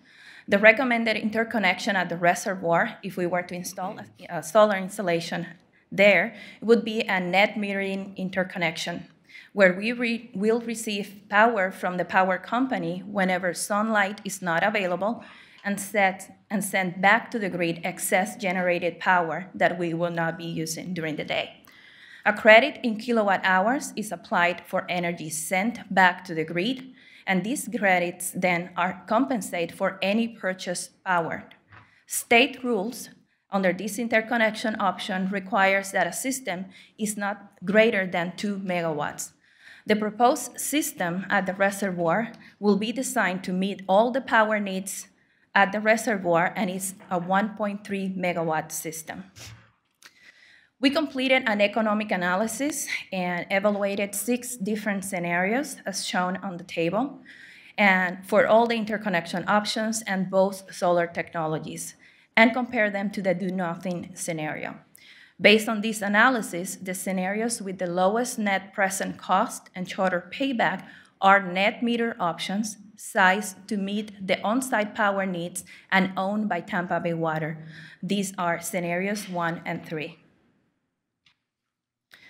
For site selection purposes, we narrow down to 3 different sites at the northwest corner of the reservoir. We have an option on the reservoir itself, on Pond G to the left of the reservoir, and Area B for the ground-mounted installation. These sites are all large enough to accommodate a Tampa Bay Water-owned net meter system for scenarios 1 and 3.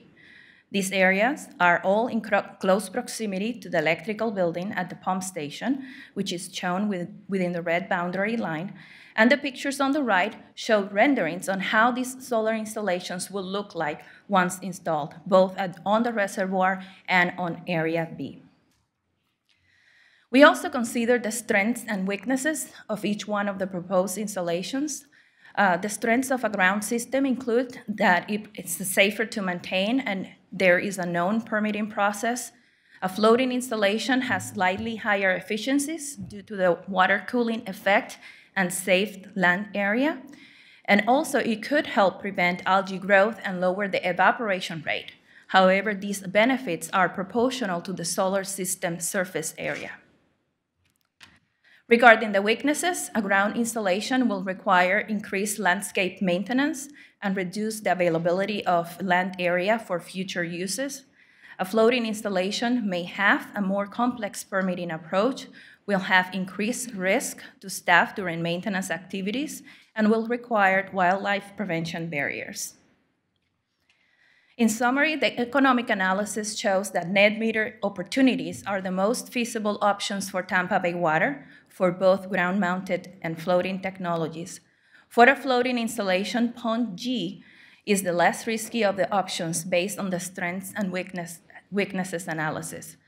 We are planning to incorporate this project into our next update of our capital improvements program for prioritization, funding, and resources allocation and scheduling. Finally, the first steps once the project begins will be to identify external funding opportunities, including potential grants and partnerships, and review the exclusive and conservation easements with the Southwest Water Management District. And this concludes my prepared remarks, and I will be happy to answer any questions. Anybody have any questions? Yes, Commissioner Kemp. Thank you. I just want to thank staff for going forward and looking at this and bringing back results so quickly. It's, I think, a great opportunity for us. And this is a project, I guess, that would kind of, I would say, get our feet wet. 1.3 megawatts is, something to power the reservoir, and that's great. So I'm glad to move forward on that. Or look at that. I know it has opportunities for also, and I guess we can keep looking at that, bigger opportunities in the future, as I had mentioned here before, and I'd just like to reiterate so everyone remembers that. But I had read that in California, they expect to provide some 30% of their energy from their reservoirs and from floating panels, and they're just doing their first work on that right now. So I guess we can keep watching them and see.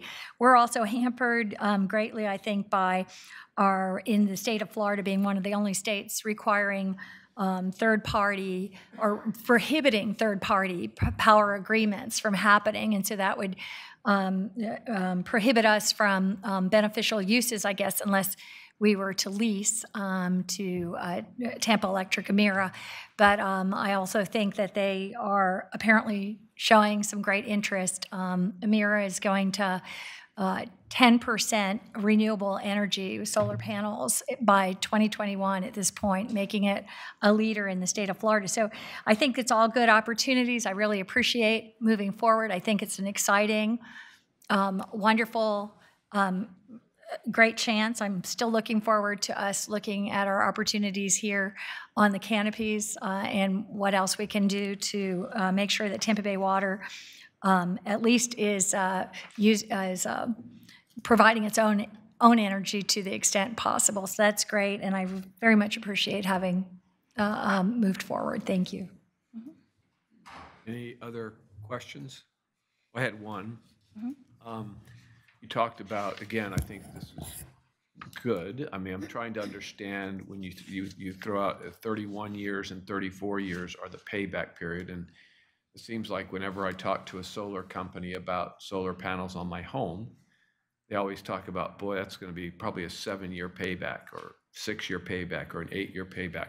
So obviously this is a lot longer. So when we look at this as an evaluation tool, again, just on the numbers, not on whether we should be doing this for other reasons. Is this a normal payback period for solar, or is this shorter because it's not that big of an area, so it makes it harder to get the payback? What's the... Okay, the total capital cost for scenarios 1 and 3 is roughly $2.3, $2.4 million.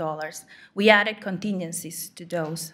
So that's the payback calculation is the capital cost plus the contingencies included in the project. They might come lower than those numbers. We are being conservative with these estimates. But from what your experience in seeing other areas looking at payback periods, is that kind of a normal payback period for... Within the 10-year time frame, 10-year time frame could be 10 to 15 years. 10 to 15 years is more normal payback?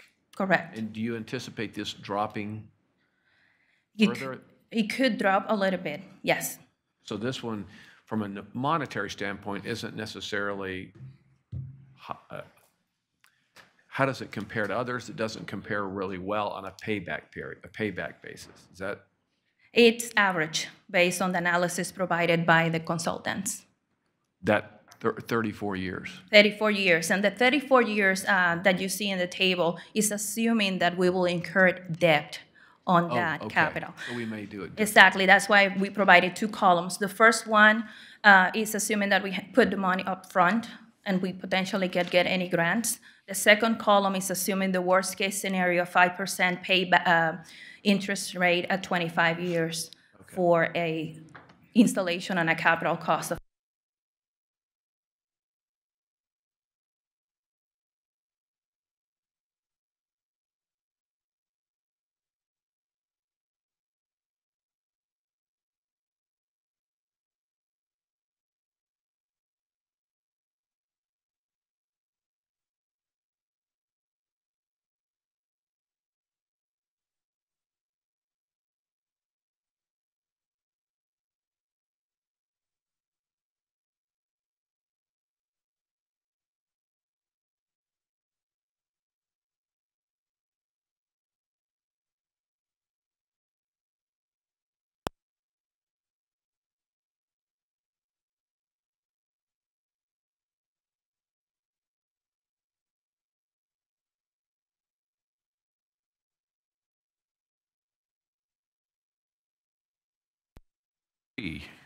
Regional Water Supply, member demand. Yes. Good morning, Vice Chair. And I'm going to make it short because we don't have time. Just to give you an overview, last year we supplied, as a region, we had 247 million gallon per day. That was about 4.7 million gallon per day lower than the prior year. This is the regional demand, including our member government's self-supply. Year over year, we saw a reduction in all the member governments' planning areas except South Central Hillsborough that actually increased. In terms of the supply side, we had pretty good year. A lot of rain came early actually from the summertime, but it was dry during the winter time and as well as fall. When it's said and done, we were about 6 inches higher than normal, which is about 12% of what we typically get here. As long as our surface water use and the storage, we started the water year a little bit low, about 12 billion gallon. That's because after Hurricane Irma last year, we actually used the reservoir in September and we filled it at the beginning of the water year. Since then, we use it as needed, and I think when we finished the dry season, we were about 10.5 billion gallon. Just to give you a perspective, this is twice what we had the prior year after the drought season. We don't expect any problem in terms of the water shortage. The recent Climate Prediction Center actually shows a potential weak El Nino this fall and winter. That probably brings a little bit wetter and colder for our region. We don't expect any shortage for the next year. That's all I have for today. Okay, any questions? Thank you. Appreciate it. All right, anything else? Yes. Mr. Judge, the only other item on the agenda is receive and file. So move. Okay. Did I hear a motion for that? Second. Okay. All in favor? Aye. Aye. Any opposed? Motion passes unanimously. Anything else? Okay, this meeting is adjourned.